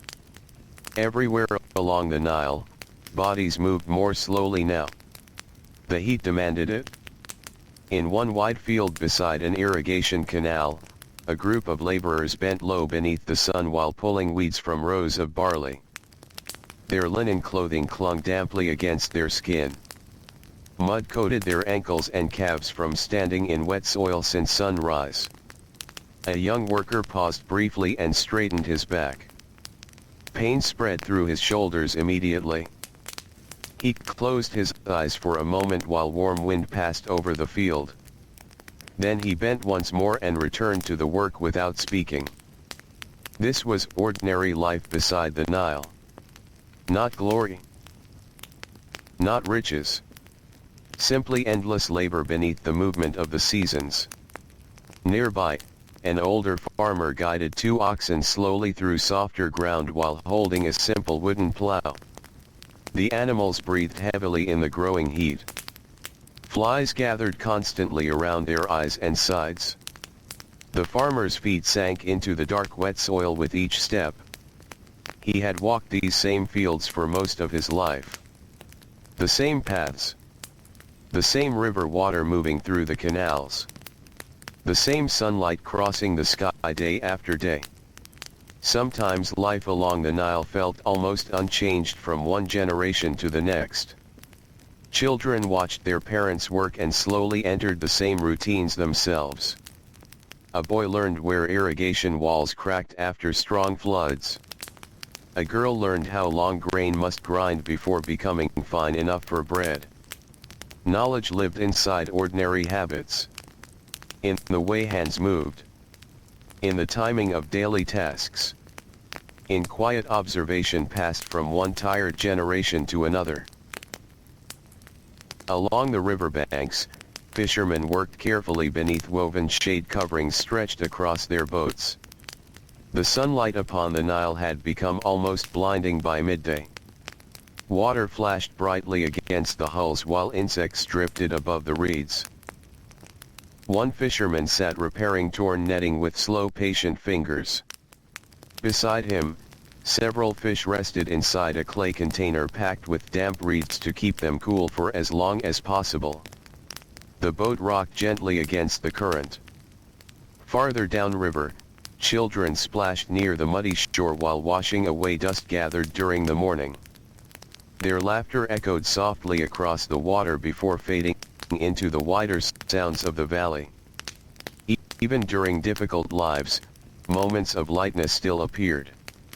A shared meal beneath a palm tree. Children chasing birds along the riverbank. Neighbors speaking together while evening bread baked nearby. The world beside the Nile could be exhausting, but it was not empty of comfort. Closer to the towns, market streets had become crowded beneath the rising heat. Merchants sat beneath cloth awnings searching for small pockets of shade while flies circled around baskets of fruit and fish. The smells of the marketplace blended heavily in the warm air. Fresh bread. Animal sweat. River mud. Dates warming beneath the sun.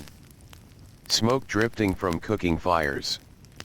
Dust clung to nearly everything. A merchant selling pottery wiped sweat from his forehead while rearranging rows of storage jars beside his stall. The clay vessels glowed pale orange beneath the sunlight. Some were meant for water. Others for grain, oil, or beer. Pottery filled every Egyptian household. Without strong storage jars, food spoiled quickly in the heat. Water evaporated. Grain attracted insects. Clay containers protected families from hunger as much as fields and fishing boats did. Nearby, a woman examined woven linen cloth while balancing a child upon her hip. The child rested sleepily against her shoulder, overwhelmed by the brightness and noise surrounding them. Most people visited markets not for luxury but necessity. Food. Tools. Oil. Sandals. Simple repairs. Life depended upon these small exchanges repeated day after day across the Nile Valley. Beyond the crowded streets, workshops remained busy despite the heat. Inside a carpenter's shaded work area, the smell of cut wood drifted softly through the air.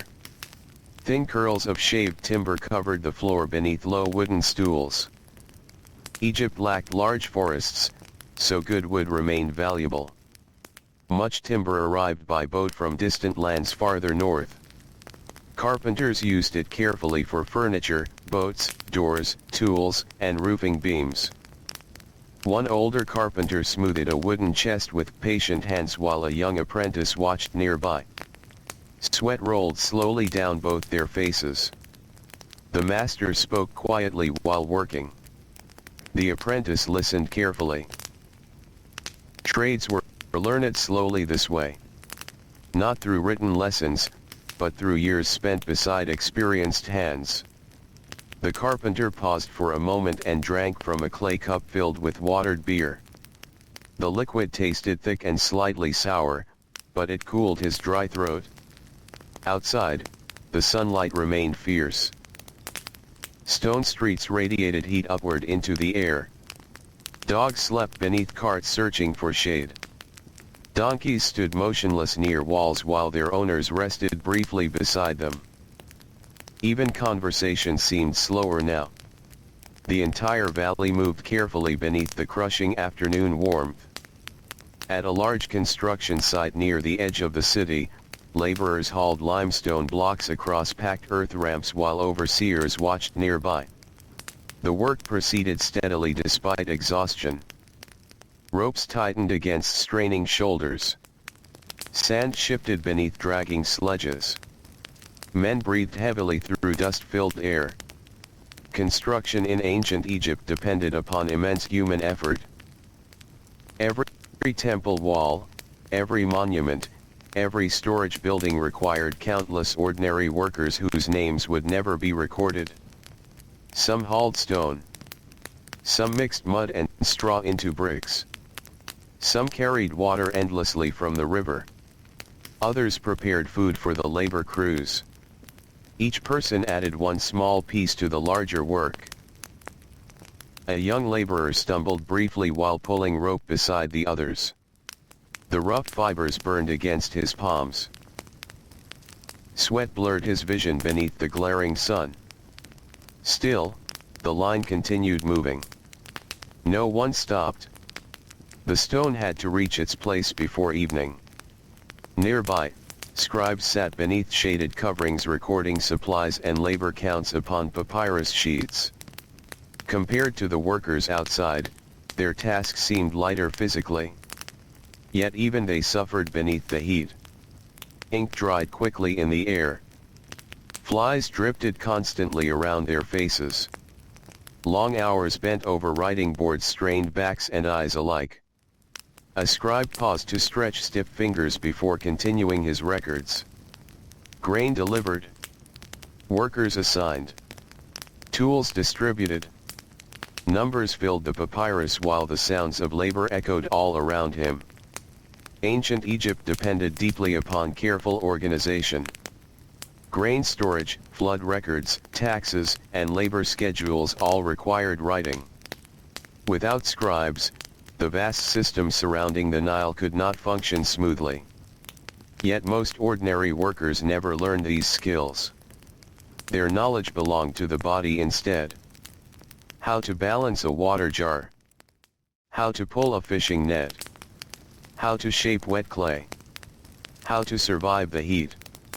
As midday slowly passed toward afternoon, many people searched for brief moments of rest wherever they could find them. Farmers sat beneath palm trees near irrigation canals while eating bread and onions in silence. Boatmen stretched out beneath reed coverings on anchored vessels. Market sellers leaned against walls with tired eyes half closed. The Nile Valley grew quieter during these hottest hours. Even birds seemed fewer beneath the blazing sky. The river itself moved lazily beside the land, reflecting white sunlight in slow broken patterns. In one shaded courtyard behind a family home, an elderly grandmother watched children sleeping upon reed mats while she repaired torn linen clothing with careful stitches. The courtyard walls trapped a little coolness compared to the streets outside. A clay jar of water rested nearby wrapped in damp cloth to keep it cooler. The grandmother's fingers moved slowly now with age, but her work remained steady. For decades she had mended clothing, woven baskets, prepared bread, and cared for children beside the Nile. Her life had followed the same rhythms as the river itself. Flood. Harvest. heat, rest, then flood again. The sounds of distant labor drifted faintly over the walls while she worked. Hammering from construction sites. Voices from the marketplace. Donkeys moving through narrow roads. And always, somewhere beneath everything else, the quiet presence of the Nile flowing onward through the heart of Egypt. Hours passed gently this way beneath the heavy afternoon light.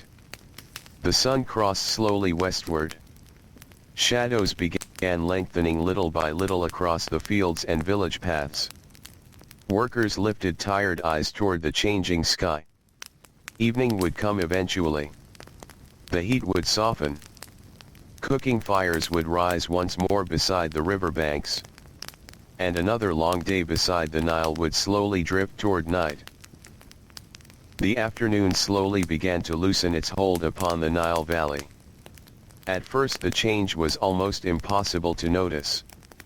The sunlight still burned brightly across the fields and rooftops. The air remained heavy with heat. Dust still clung to sweaty skin and linen clothing. But little by little, shadows stretched longer beside the irrigation canals. Palm trees cast darker shapes across the roads.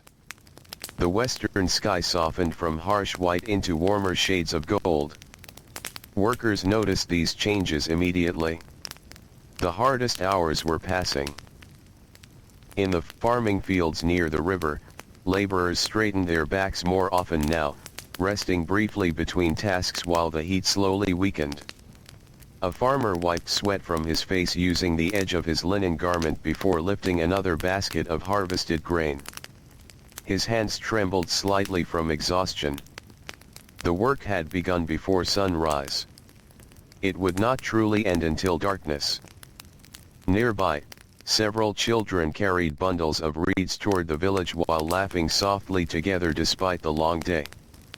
Dust rose around their ankles with every step. One small boy stumbled beneath the weight of his bundle and then smiled shyly when the others helped him gather the scattered reeds again. Even tiredness could not fully silence childhood. The Nile Valley held many sounds during the late afternoon. Birds calling from the marshes. Oxen breathing heavily while returning from the fields. The distant tapping of tools from crowded workshops. Voices drifting gently through the warm air. And beneath it all, the steady movement of water through canals and riverbanks. Along the Nile itself, fishing boats drifted lazily toward shore after long hours upon the river. Nets hung damp over the sides of the vessels while fishermen sorted their catches carefully into woven baskets. One younger fisherman sat quietly near the back of his boat while untangling a line wrapped tightly around his wrist. The skin beneath the rope had become red and raw from constant work. His father guided the boat silently through shallow water toward the muddy shore. They had spent the entire day together beneath the sun. Sometimes speaking. Mostly not. The river taught people to accept silence comfortably. As the boat touched land, the younger fisherman stepped carefully into the mud and pulled the vessel farther onto shore. Nearby, women washed clothing beside flat stones while children searched the shallow water for tiny shells and smooth pebbles. The smell of wet reeds and river mud drifted through the cooling air. Farther down the bank, another fisherman cleaned fish beside a small fire while smoke curled upward into the golden sky.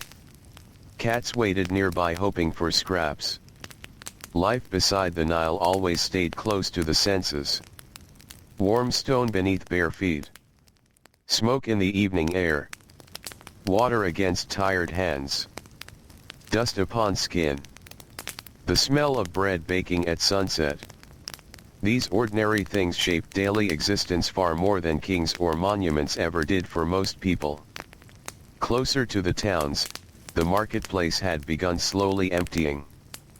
Merchants packed away unsold goods while shadows stretched across the narrow streets. Pottery jars were stacked carefully against walls. Baskets of onions and dates were covered with cloth against insects and dust. A fruit seller counted small copper pieces into his palm before tying them into a linen pouch. Nearby, a woman bargained quietly over a bundle of reeds meant for basket weaving. The pace of conversation remained calm. No one hurried. The day itself seemed to move slowly beside the Nile. In one shaded workshop, a group of linen weavers finally paused their labor after hours spent beside the looms. Their fingers ached from guiding thread continuously through the wooden frames. One woman rolled her shoulders carefully while another poured water from a clay jar into small cups. The room smelled faintly of flax fibers, dust, and warm wood. Sunlight entered through the doorway in long golden strips now, softer than before. The weavers sat together in silence for a few moments, grateful simply to rest. Most labor in ancient Egypt demanded repetition. The same movements again and again. Grinding grain. Pulling nets. Carrying water. Lifting stone. Weaving thread. The body slowly adapted to these rhythms over years of practice, though pain never disappeared completely. An older weaver rubbed stiff joints in her hands while looking toward the doorway where evening light touched the street outside. Soon she would return home. But even there, work still waited. Bread to prepare. Children to wash. Clothing to mend. Rest came only in small pieces between responsibilities. Far beyond the towns, near the edge where fertile land met desert stone, quarry workers finally began ending their day. The rocky hills still radiated heat gathered beneath the afternoon sun. Dust covered everything. Hair. Faces. Tools. Clothing. A line of exhausted laborers carried empty water jars back toward the river path while the sky slowly deepened into bronze above them. The quarry had echoed all day with hammering against stone. Now those sounds faded one by one. The silence felt almost strange afterward. One laborer sat briefly upon a large block of unfinished limestone before beginning the long walk home. His arms felt weak from lifting tools since dawn. Tiny cuts covered his fingers from rough stone surfaces. He closed his eyes for a moment and listened to the wind moving softly through the empty quarry. Then he stood again. The road home waited. As evening approached, cooking fires slowly appeared across the Nile Valley. Thin trails of smoke drifted upward from village rooftops and courtyards. The smell of baking bread spread warmly through the air while families prepared their evening meals. Inside one small home near the river, a mother knelt beside a clay oven shaping dough with tired hands. Her daughter sat nearby sorting lentils into a shallow bowl while the youngest child slept against the wall. The room glowed softly in the fading sunlight. Clay jars lined the corners. A woven mat covered part of the floor. Outside the doorway, sandals rested beside a basket filled with onions and dried fish. The mother placed flat rounds of dough against the hot inner wall of the oven. Soon the smell of fresh bread filled the room completely. Her husband would return from the fields any moment now. The children grew quieter during this part of the evening. The whole village seemed to soften after the long day. Along the riverbank, groups of neighbors gathered together while cooler air drifted across the water. Some repaired fishing nets beneath the fading light. Others simply sat beside the reeds speaking quietly about crops, weather, or tomorrow's labor. A reed flute played somewhere in the distance. Soft. Slow. Almost blending with the sounds of insects rising from the marshes. The Nile reflected the changing colors of the sky beautifully at sunset. Gold became orange. Orange deepened toward red and purple. Boats drifted like dark shadows upon the glowing water. Many workers paused briefly during these moments. Not because they had free time, but because the beauty of evening arrived around them whether they stopped to notice it or not. A farmer washing mud from his feet beside the river might glance westward for only a second before returning home.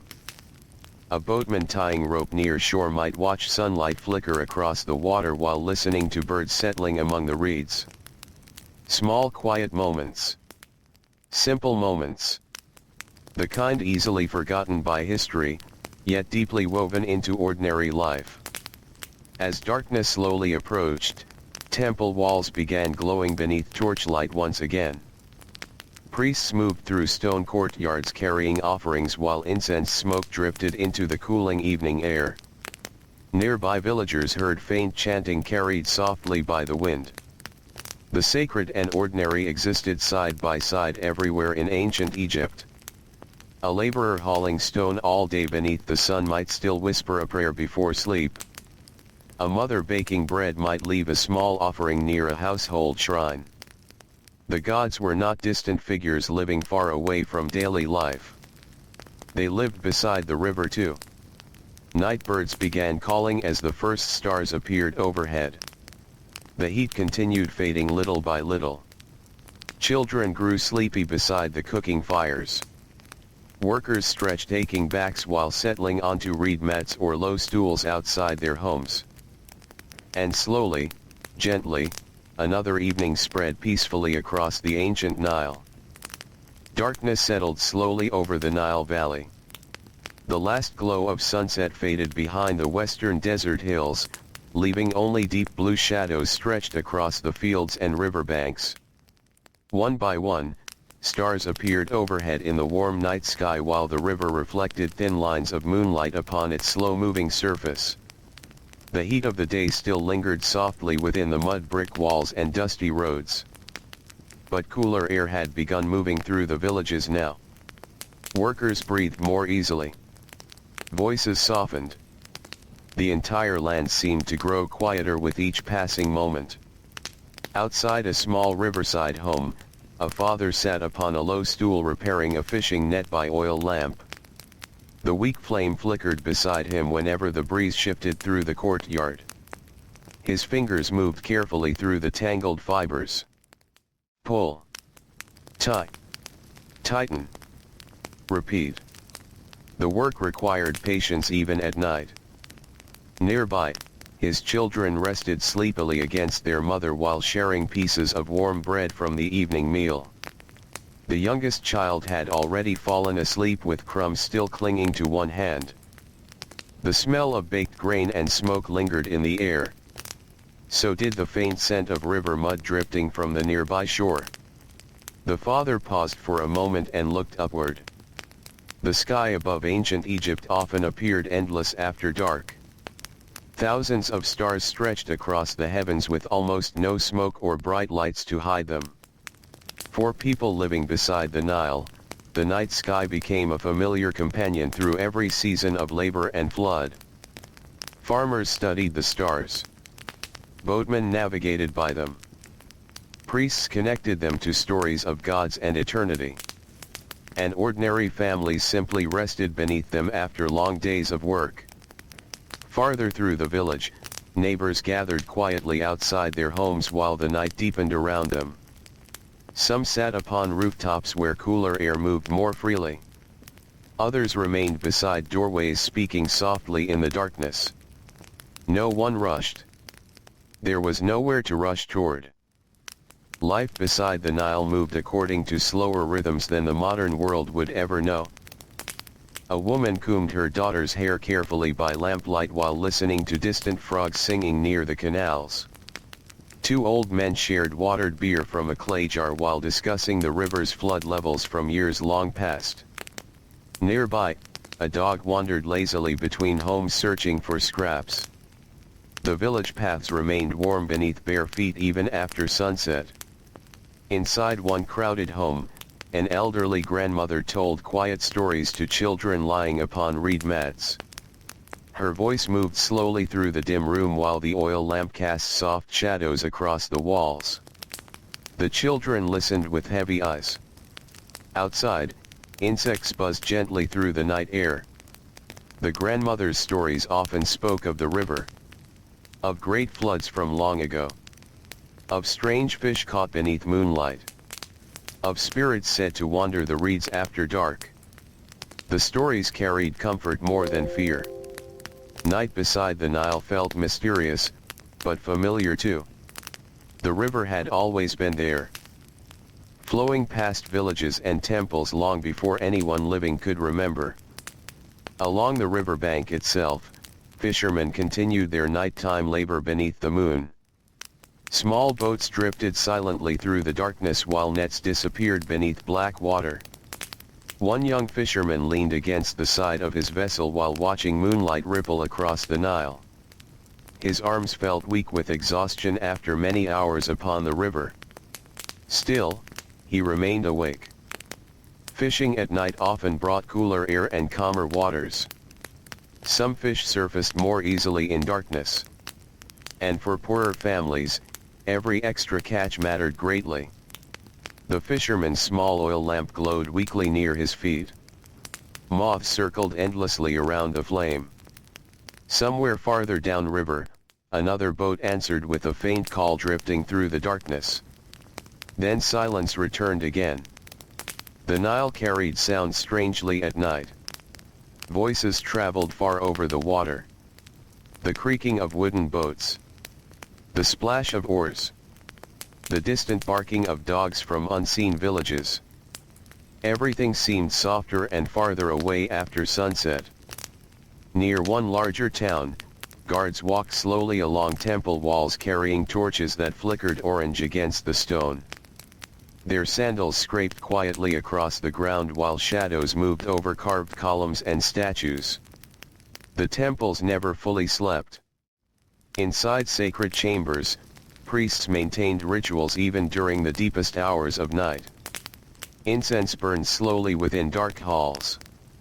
Offerings remained carefully arranged before statues of the gods. Temple workers moved quietly through storerooms counting grain jars and preparing supplies for morning ceremonies. The smell of incense drifted faintly into the streets nearby. For ordinary workers resting inside small homes around the city, those distant temple sounds became part of the nightly atmosphere. Faint chanting. Footsteps echoing against stone. A bell ringing softly somewhere beyond the darkness. Life beside the Nile always carried layers of sound. Some loud and physical. Others soft enough to almost disappear into the night. In wealthier homes, servants still worked long after sunset. One servant girl swept a courtyard beneath moonlight while others cleaned dishes and prepared sleeping rooms inside the house. Large homes required constant attention. Water basins had to be refilled. Lamps trimmed. Floors cleaned. Food stored carefully against rats and insects. The servant girl's back ached from carrying water all afternoon, yet she continued her work silently beneath the stars. Servants often slept very little compared to the families they served. Still, even during labor, the nighttime air brought small comfort after the brutal heat of the day. A faint breeze moved through the courtyard while palm leaves rustled softly overhead. For a moment, the servant girl paused and listened to the river somewhere beyond the walls. Then she returned to sweeping. Far from the towns, in smaller farming villages closer to the marshlands, nighttime felt even quieter. Families slept upon rooftops beneath open skies. Boats rested half-pulled onto muddy shores. Water birds stood motionless among the reeds. The darkness seemed thicker there, broken only by moonlight and the occasional glow of an oil lamp. Inside one riverside home, a farmer lay awake while his family slept around him. His muscles still burned from lifting water and working the fields since dawn. Tiny cuts across his hands stung from the salt left by dried sweat. He listened quietly to the sounds outside. Frogs near the canals. Wind moving through reeds. A distant splash somewhere along the riverbank. Tomorrow would bring the same labor again. The same heat. The same fields. The same aching exhaustion. And yet there was comfort in that certainty too. The Nile flowed. The crops grew. The bread baked each morning. Life continued. The farmer slowly closed his eyes. Nearby, his wife shifted gently in her sleep beside the children. The warm smell of baked grain still lingered faintly inside the house. The oil lamp had long since burned out. Only moonlight entered softly through the doorway now. As midnight deepened, the temperature across the valley cooled further. Stone walls slowly released the heat stored during the day. A gentle breeze drifted across the river carrying moisture and the scent of wet earth through the villages. Workers sleeping outdoors turned beneath linen coverings while dogs curled tightly beside doorways. The Nile itself seemed almost alive in darkness. Silver water moving endlessly northward. Past sleeping fishermen. Past silent temples. Past fields waiting for tomorrow's labor.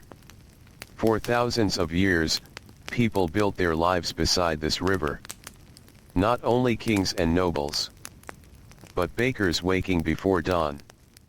Women carrying water jars through dusty roads. Children gathering reeds near the marshes. Stone workers breathing quarry dust beneath the sun. Boatmen drifting through moonlit water.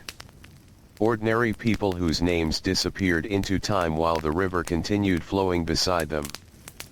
And slowly, very slowly, the deepest part of night began giving way once more to the first pale signs of another approaching dawn along the ancient Nile. Before sunrise, the Nile Valley rested in a soft gray silence.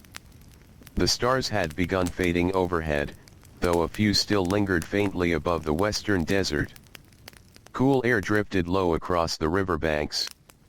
Reeds whispered gently beside the dark water while mist hovered over the Nile in thin pale layers. Most of the villages still slept. But not for long. In ancient Egypt, the earliest workers always rose before the sun. Inside one small mud brick home near the edge of a farming village, a woman slowly opened her eyes while darkness still filled the room.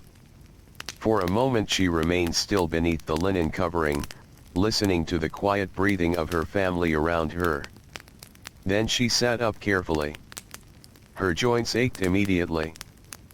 Yesterday's labor still rested heavily inside her shoulders and lower back. She had carried water from the river 3 times during the afternoon heat. She had ground grain before dawn, baked bread by the fire, washed linen beside the riverbank, and repaired clothing long after sunset. Now another day waited. The woman stood quietly so she would not wake the children sleeping beside her. The packed earth floor felt cool beneath her feet as she crossed the dim room toward the doorway. Outside, the village paths remained empty except for a few faint moving shadows. A baker already walked toward his ovens carrying firewood. Farther away, someone coughed in the darkness. The Nile flowed silently beyond the rows of homes. The woman knelt beside the clay oven in her courtyard and began preparing the morning fire. Tiny sparks glowed weakly at first beneath the ashes left from the night before. Then small flames slowly returned, flickering orange against the walls. The smell of smoke rose gently into the cool air. Soon other fires began appearing throughout the village as more households woke before dawn. One by one. Quietly. The whole settlement slowly breathed back to life. Near the riverbank, fishermen untied their boats beneath fading stars. The muddy ground felt damp beneath their sandals while frogs slipped silently into the water at the sound of approaching footsteps. One older fisherman paused beside his vessel and stretched his stiff back carefully before climbing inside. His beard had turned mostly gray now after decades spent upon the Nile. Deep lines crossed his face from sunlight and wind. Still, every morning he returned to the river. The boat rocked gently as he pushed away from shore. Water tapped softly against wood. Mist drifted across the surface of the Nile while the first faint light touched the eastern horizon. The fisherman lowered his net into the dark water with slow practiced movements. There was no hurry. The river followed its own rhythm. Nearby, another boat drifted silently through the mist carrying two brothers wrapped in linen cloth against the cool air. Neither spoke very much this early in the morning. Words could wait until later. For now, there was only the sound of water and the slow beginning of another day. Back in the village, the woman preparing bread had begun grinding grain upon a flat stone. The scraping rhythm echoed softly through the quiet courtyard. Back and forth. Back and forth. Her daughter soon joined her carrying a clay jar filled with river water.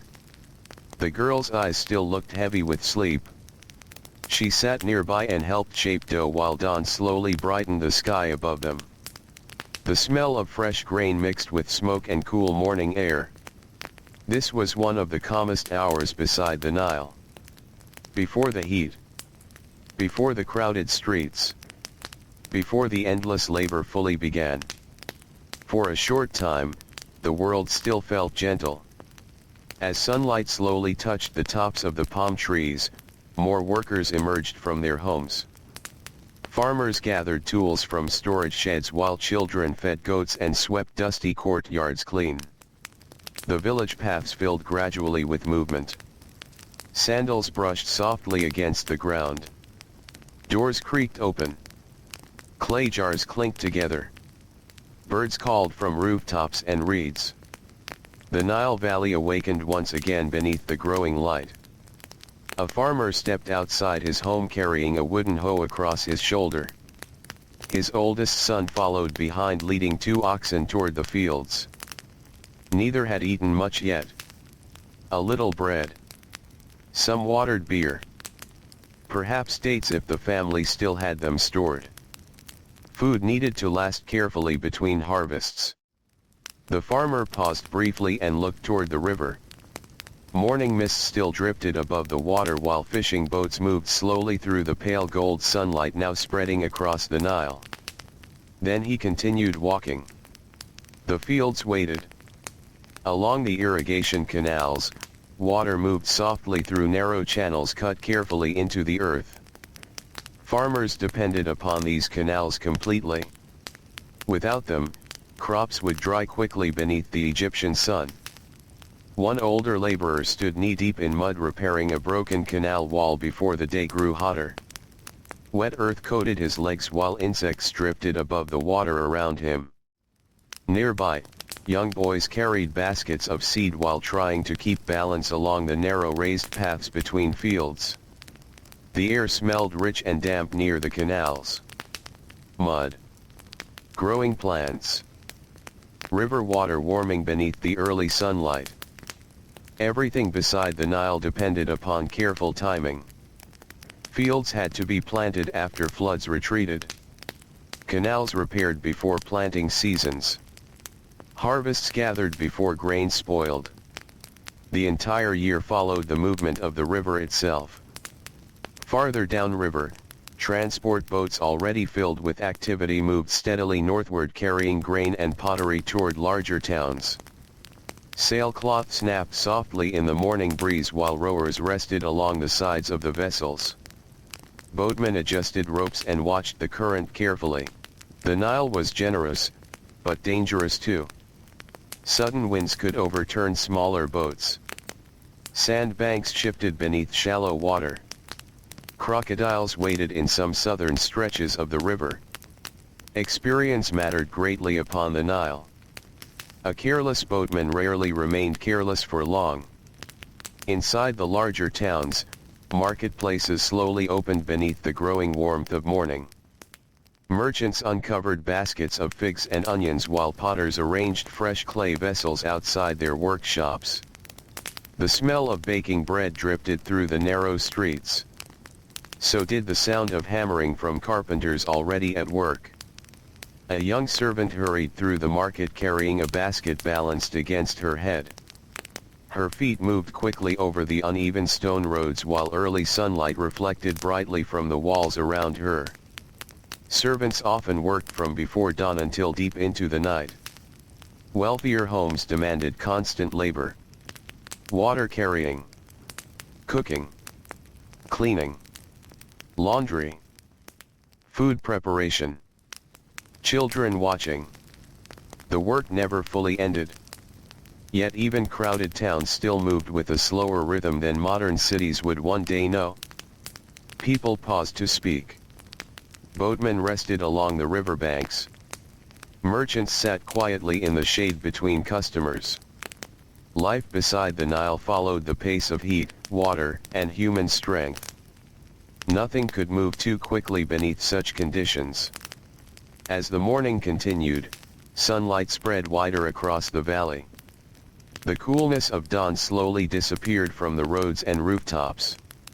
Workers wiped sweat from their foreheads while adjusting linen garments against the growing warmth. The day had truly begun now. In one pottery workshop near the river, a young apprentice carefully shaped wet clay while his master watched nearby. The spinning wheel turned slowly beneath practiced hands. The apprentice's fingers trembled slightly with concentration. One careless movement could ruin the shape entirely.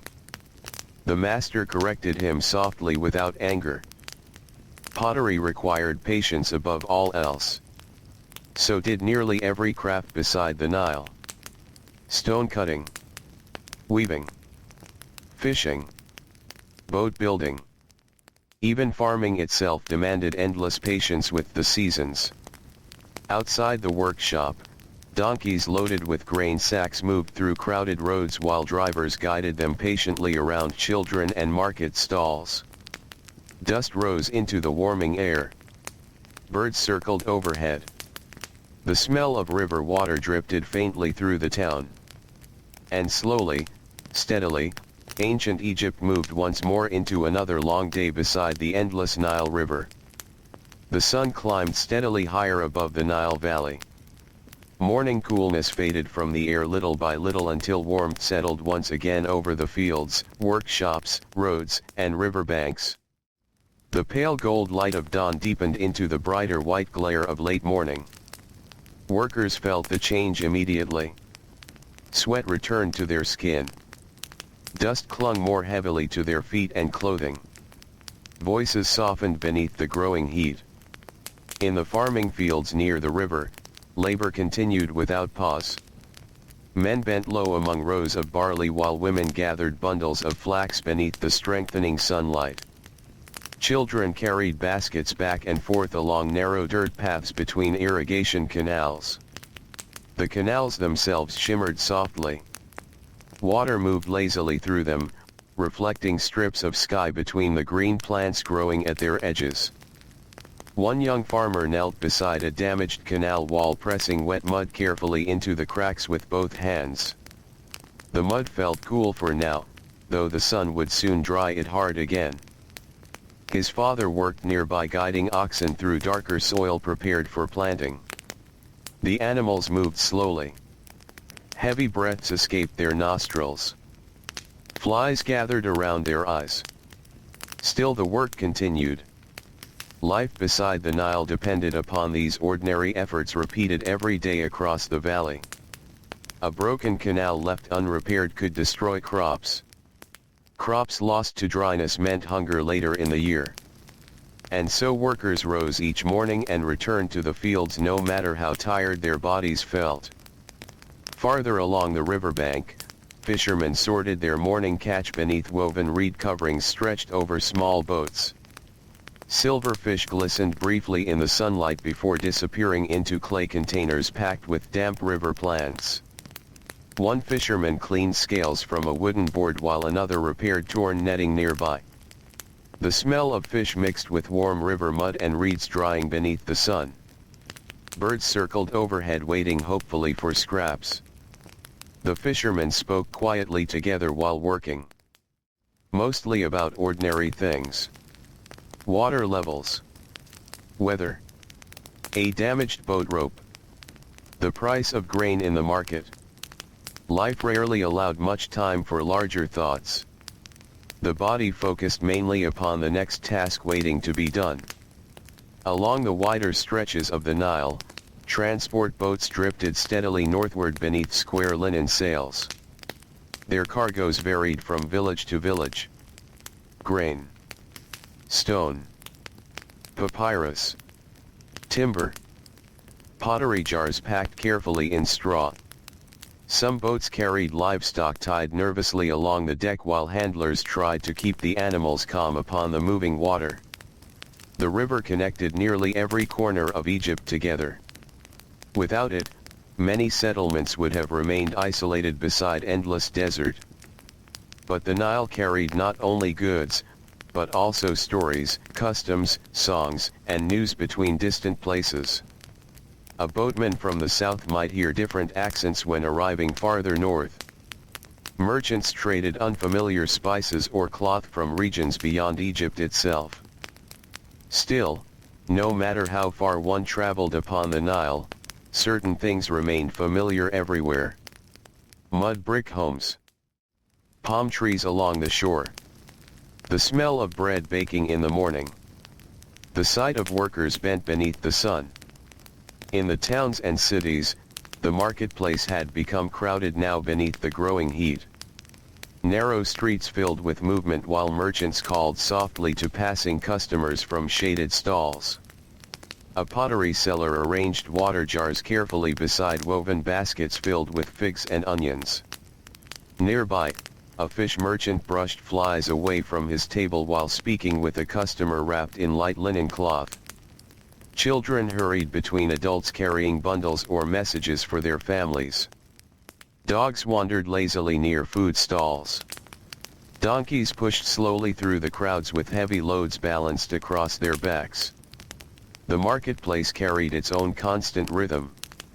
Voices, footsteps, animal sounds, the scrape of wooden carts against stone roads, and always the smell of dust warming beneath the sun. Inside one weaving workshop near the market, several women worked quietly beside large wooden looms. Long strands of linen thread stretched tightly across the frames while sunlight entered through narrow windows high upon the walls. The room already felt hot. Air barely moved inside. One woman wiped sweat from her neck before continuing her work without pause. Her fingers moved automatically through years of practice. Thread through thread. Pull tight. Repeat. The sound of wooden looms tapping filled the room steadily like quiet rainfall. Weaving demanded patience and endurance. Fine linen took many days to complete. Eyes grew tired from concentrating upon tiny threads hour after hour. Yet the work remained valuable. Linen clothed the valley, wrapped the dead, filled temple storerooms, covered sleeping mats during cool nights beside the Nile. Nearby, another workshop smelled strongly of cut wood and sawdust. A carpenter leaned over a wooden stool carefully smoothing its surface with a stone tool while his apprentice gathered scattered wood shavings from the floor. Good wood remained precious in Egypt. Large trees were uncommon along much of the Nile Valley. Timber often arrived by boat from distant lands and had to be used carefully. Nothing valuable could be wasted. The carpenter inspected the stool quietly before nodding with satisfaction. His apprentice smiled slightly and continued working. Outside, the streets had become brighter and hotter still. Stone walls reflected sunlight sharply into the narrow roads. Workers wrapped cloth around their heads and necks against the glare. Water sellers moved slowly through the marketplace carrying heavy jars suspended from wooden poles across their shoulders. The water inside the jars remained cool only for a short time beneath such heat. One exhausted laborer stopped beside a water cellar and drank deeply from a clay cup before returning to his work hauling grain sacks near the river docks. Sweat darkened his linen clothing completely. His shoulders burned from lifting heavy loads since sunrise. Still, the afternoon labor had not yet even begun. Near the docks themselves, activity remained constant. Riverboats arrived and departed throughout the morning carrying supplies from villages farther south. Workers unloaded grain sack after grain sack beneath the supervision of scribes seated beneath shaded coverings nearby. The scribes recorded everything carefully. How much grain arrived? Which village sent it? How many workers handled the cargo?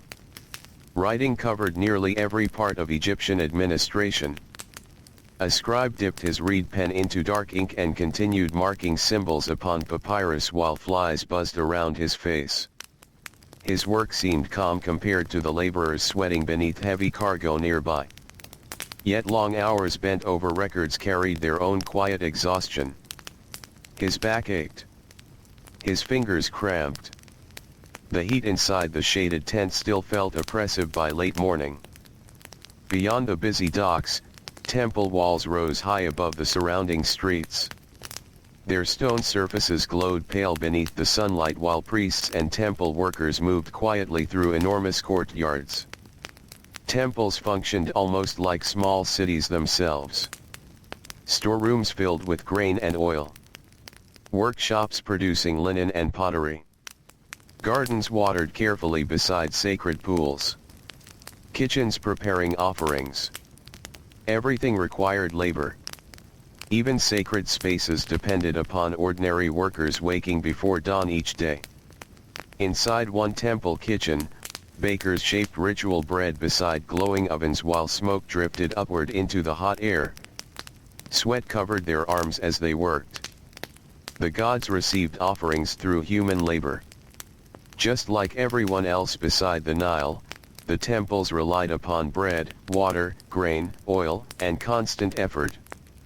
As midday approached, the heat spread fully across the valley. Fields shimmered in the distance.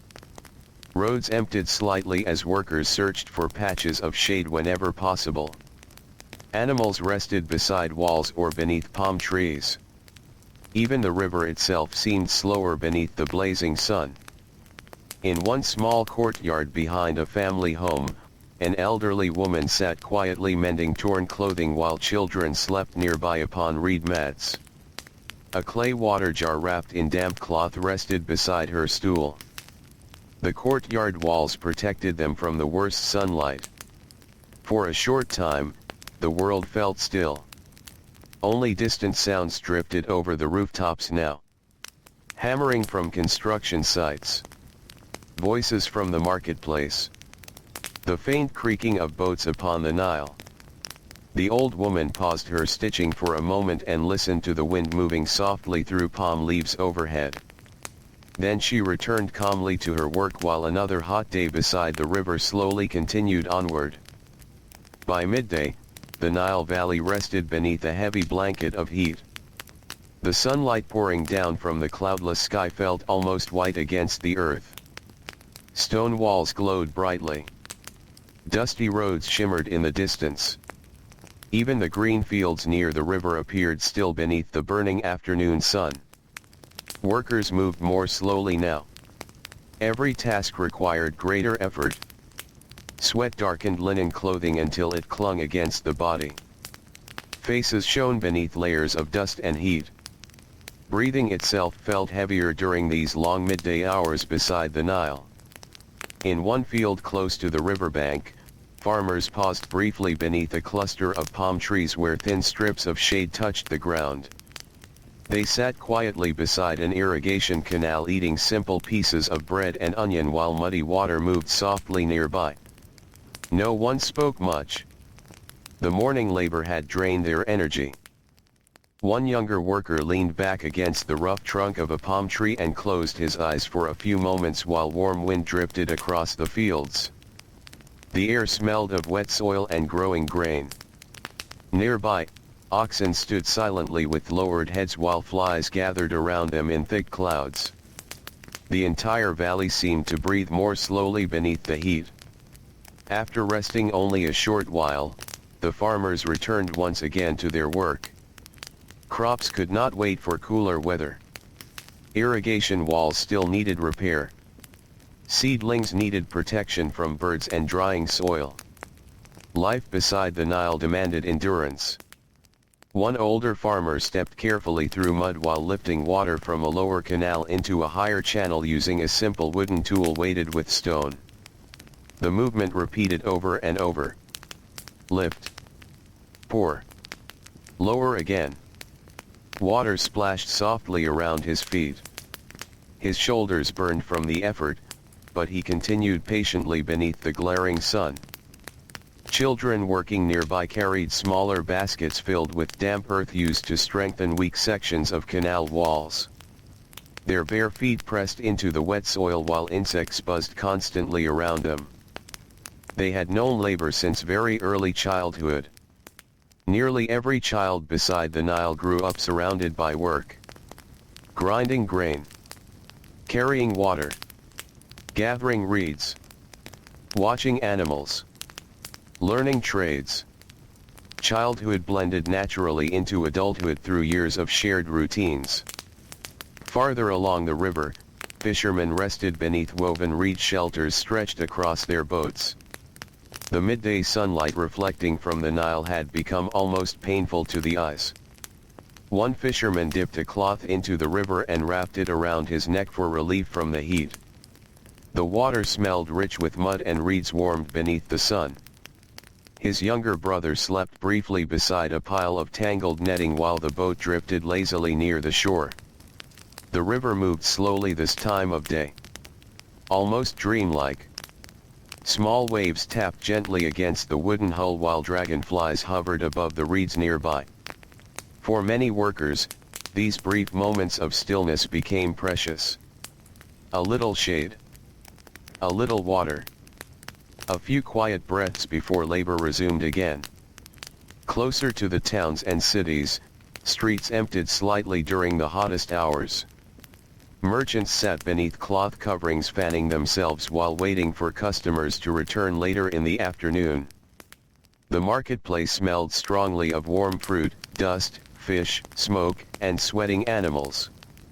Donkeys stood motionless near walls. Dogs slept beneath carts where small patches of shadow remained. Even conversations seemed quieter now. The heat softened everything. Inside one bakery near the market, however, work continued despite the oppressive temperature. Clay ovens radiated intense warmth through the small room while bakers shaped dough with tired hands. Sweat rolled down their arms and faces continuously. The smell of baking bread filled the air. One baker wiped flour from his forehead before sliding another round loaf into the oven using a long wooden paddle. Bread had to be ready before evening meals. The village and city households depended upon it. And so bakery fires rarely rested for long. In another narrow street nearby, a young servant girl carried two heavy water jars balanced across a wooden pole resting upon her shoulders.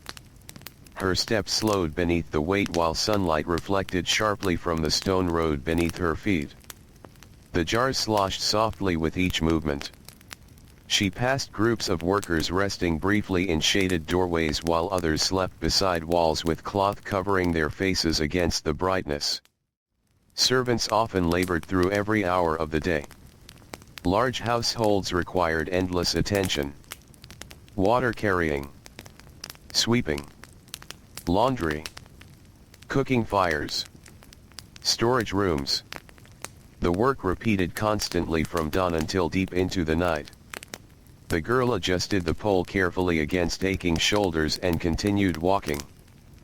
Farther inland near the edge of the desert hills, quarry workers faced even harsher conditions beneath the midday sun.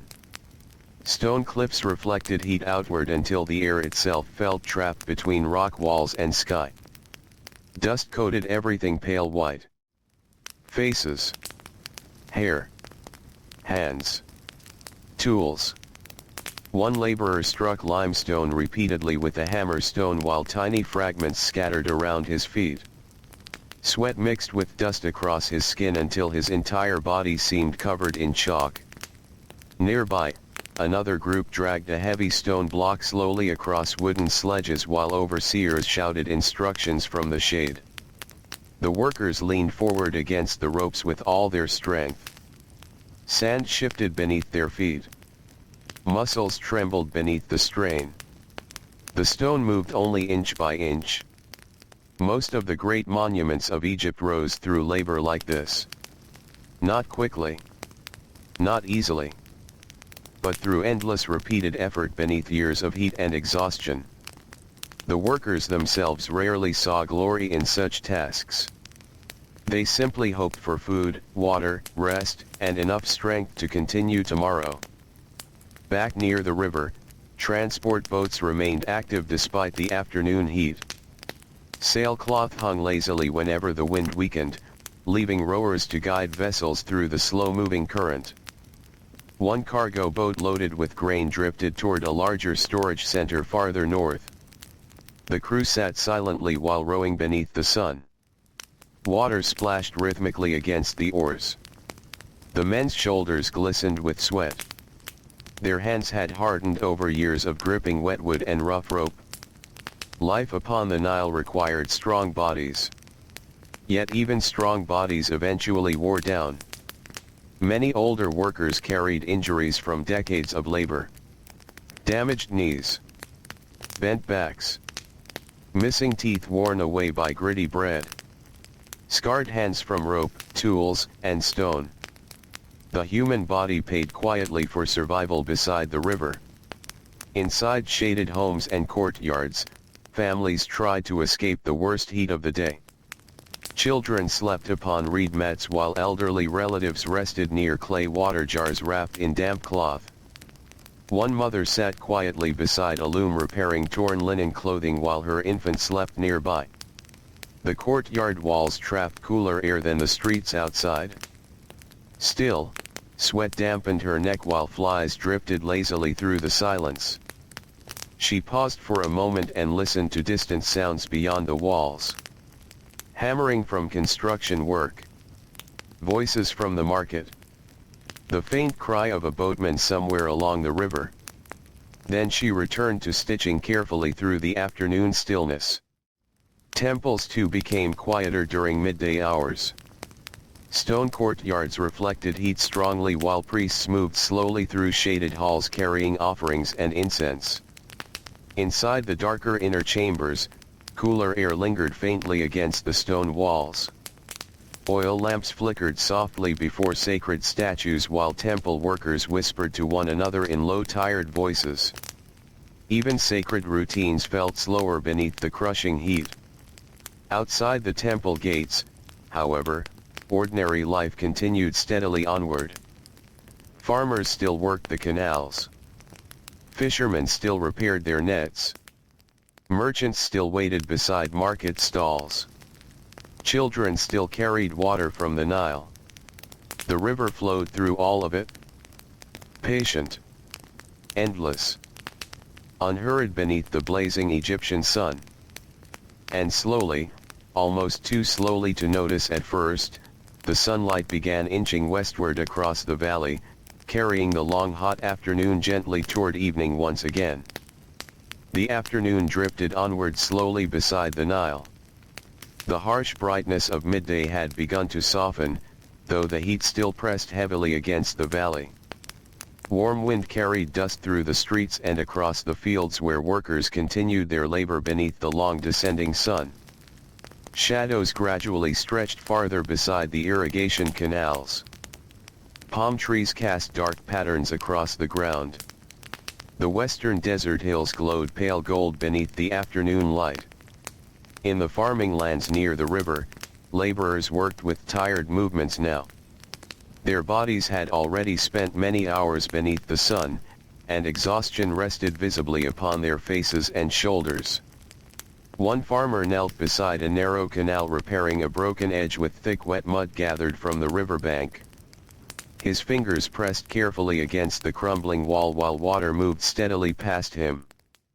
Nearby, his daughter carried bundles of cut reeds toward a small cart waiting near the path. The reeds scratched softly against her arms.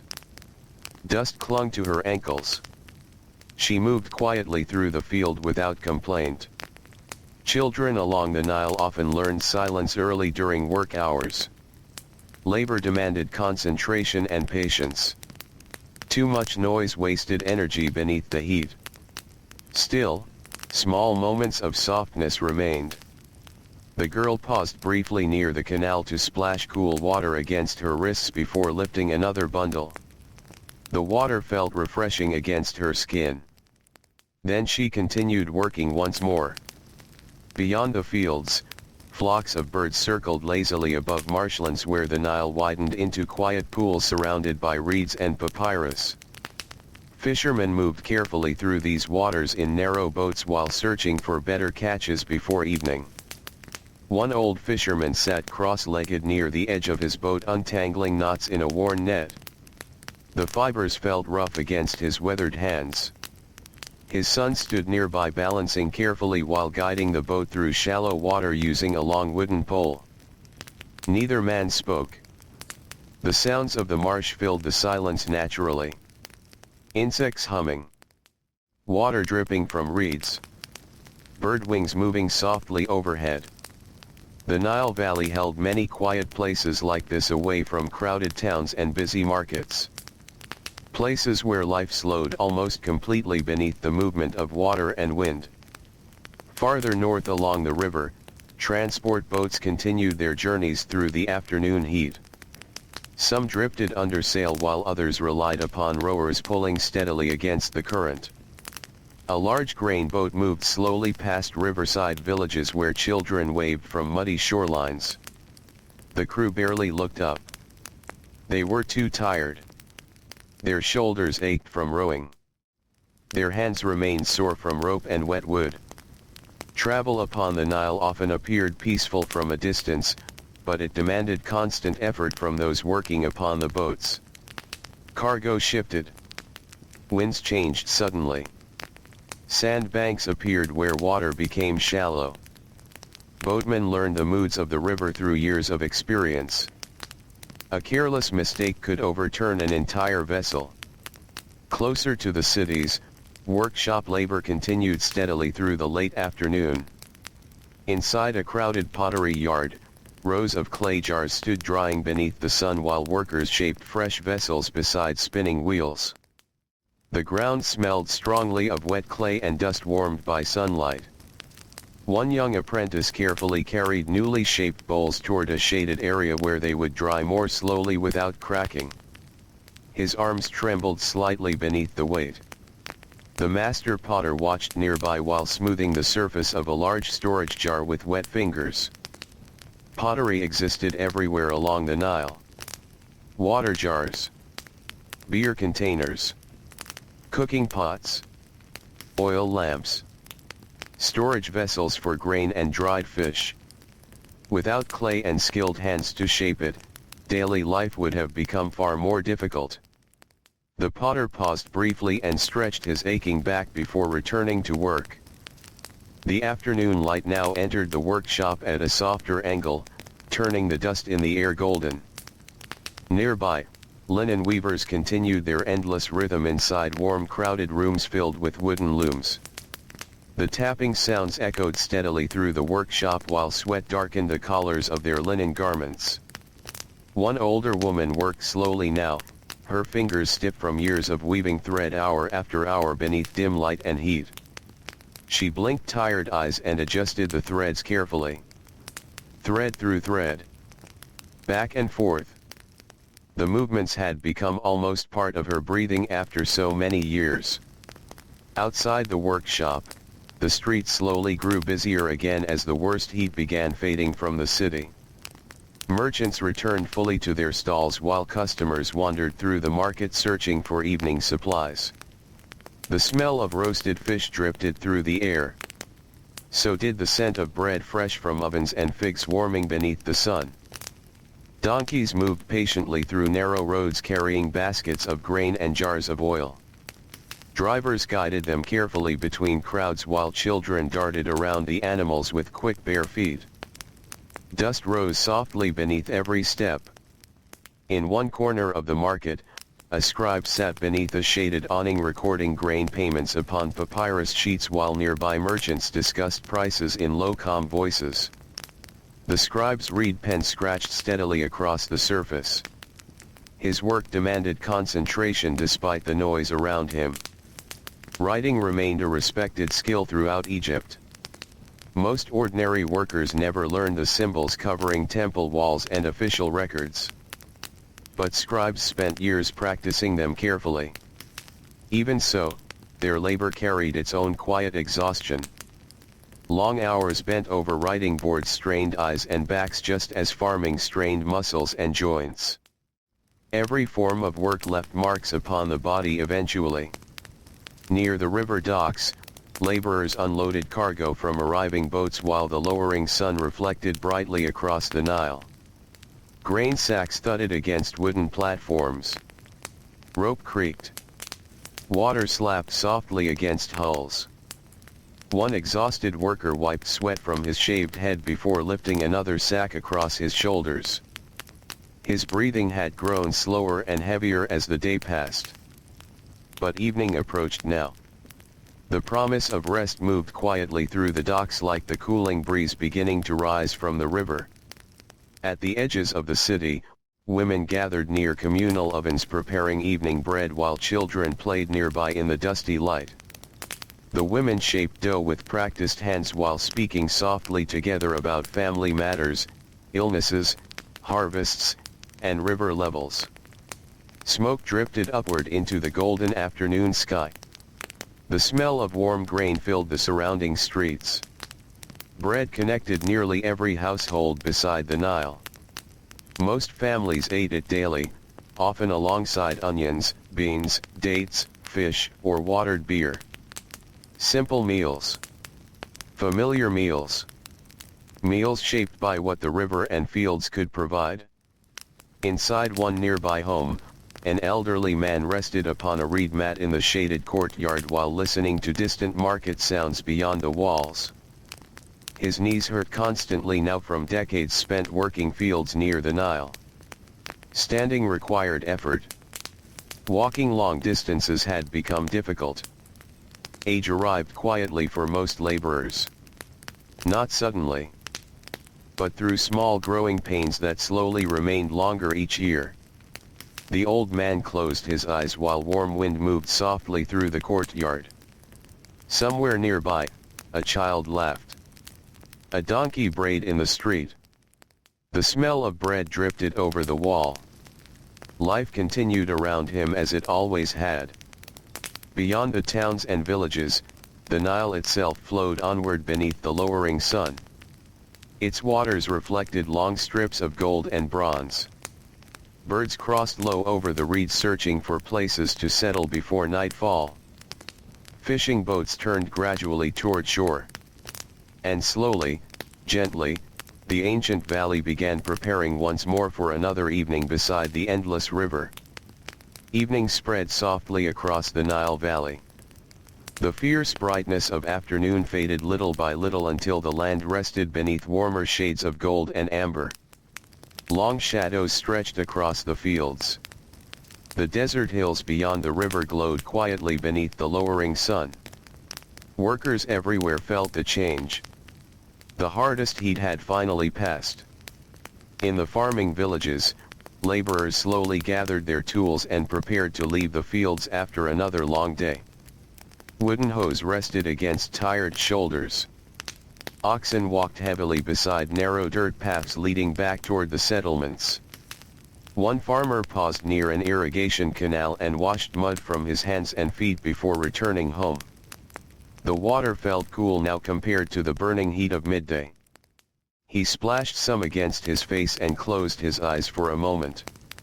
Nearby, children carried empty baskets while walking behind the older workers. Their small feet kicked dust into the evening light. The air smelled rich with damp earth, reeds, and growing grain.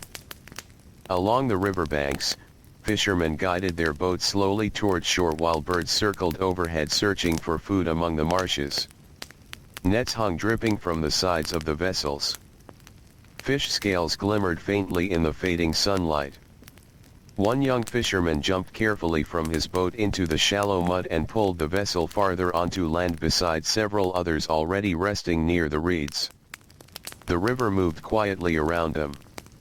Soft waves touched the shore. Insects hummed in the cooling air. Farther down the bank, women filled water jars for the evening while speaking softly together. Some laughed quietly after the long exhausting day, though their shoulders still ached from work. The Nile often became gentler at this hour. Not quieter exactly, but calmer. The harshness of daytime softened beneath the approaching night. In the towns and cities, market crowds slowly changed shape as evening arrived. Day laborers returned from workshops and docks searching for food before darkness fully settled over the streets. The smell of cooking drifted everywhere now. Fresh bread, roasted fish, lentils simmering in clay pots. Smoke curled upward from ovens and cooking fires while merchants sold the last of their goods beneath fading sunlight. One elderly bread seller sat quietly beside baskets nearly emptied after the day's trade. He rubbed flour from his hands while watching people pass through the narrow street. Children ran between the market stalls laughing softly. Donkeys carrying grain moved patiently through the crowd. A musician somewhere near the river played a slow tune upon a reed flute. The sound drifted gently through the evening air. Inside workshops, workers finally began ending their labor. In the pottery yard, unfinished jars rested in long rows waiting for tomorrow's work. The master potter cleaned clay from his hands while apprentices stacked tools carefully beneath a shaded covering. Their bodies felt heavy with exhaustion. Clay dust coated their feet and clothing.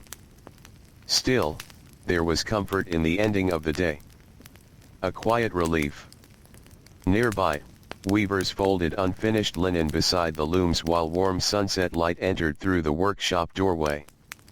Their fingers ached after hours of threading and pulling fibers through the frames. One older woman stretched her stiff wrists slowly before standing. The room smelled faintly of flax, sweat, and warm wood. Outside, the sky deepened toward orange and red above the Nile. At the river docks, the final cargoes of the day were being unloaded beneath the lowering sun. Laborers carried grain sacks toward nearby storage buildings while scribes finished recording deliveries upon papyrus sheets. The sounds of the docks gradually softened. Less shouting. Fewer footsteps. More silence between movements. Boatmen tied ropes securely while preparing to rest for the night. Some would sleep directly upon their vessels beneath the open sky. Others returned home through dusty streets carrying small bundles of food and clothing. The river reflected the colors of evening beautifully now. Gold turning slowly to bronze. Bronze deepening toward purple. Palm trees appeared dark against the glowing horizon. In one quiet courtyard inside the city, a family gathered for the evening meal upon woven mats spread across the ground. Clay bowls filled with lentils and onions rested beside fresh bread still warm from the oven. The father ate slowly while rubbing soreness from his hands. He had spent the entire day hauling stone near a construction site along the river. Dust still remained in the lines of his skin despite washing. Across from him, his wife fed small pieces of bread to their youngest child while the older children spoke sleepily beside the fading light. The courtyard walls held the warmth of the day, but cooler air had begun drifting through from the river now. An oil lamp flickered gently nearby. The family spoke softly together. Nothing important. Just ordinary things. A damaged sandal needing repair. A neighbor's illness. The coming flood season. Simple conversations at the end of a long day. For most people beside the Nile, these small evening hours carried deep comfort. Labor paused for a little while. Families gathered together. The heat loosened its grip upon the valley. Night allowed the body to breathe again. Farther from the crowded streets, near smaller villages beside the marshlands, evening felt even slower. Children chased one another through tall reeds while elders sat near the river watching birds settle for the night. Smoke from cooking fires drifted lazily upward into the darkening sky. A fisherman repaired torn netting beside a small flame while frogs sang loudly from the water nearby. His wife sat beside him weaving reeds into baskets with practiced hands. Neither hurried. There was no reason to. The stars would arrive soon enough. Along one narrow village path, a young servant girl walked carefully carrying leftover bread from a wealthy household where she worked during the day. Her legs ached badly from hours spent carrying water jars and cleaning floors. Still, she smiled faintly knowing her family would eat tonight. The dust beneath her sandals remained warm from the afternoon sun. Palm leaves rustled softly overhead.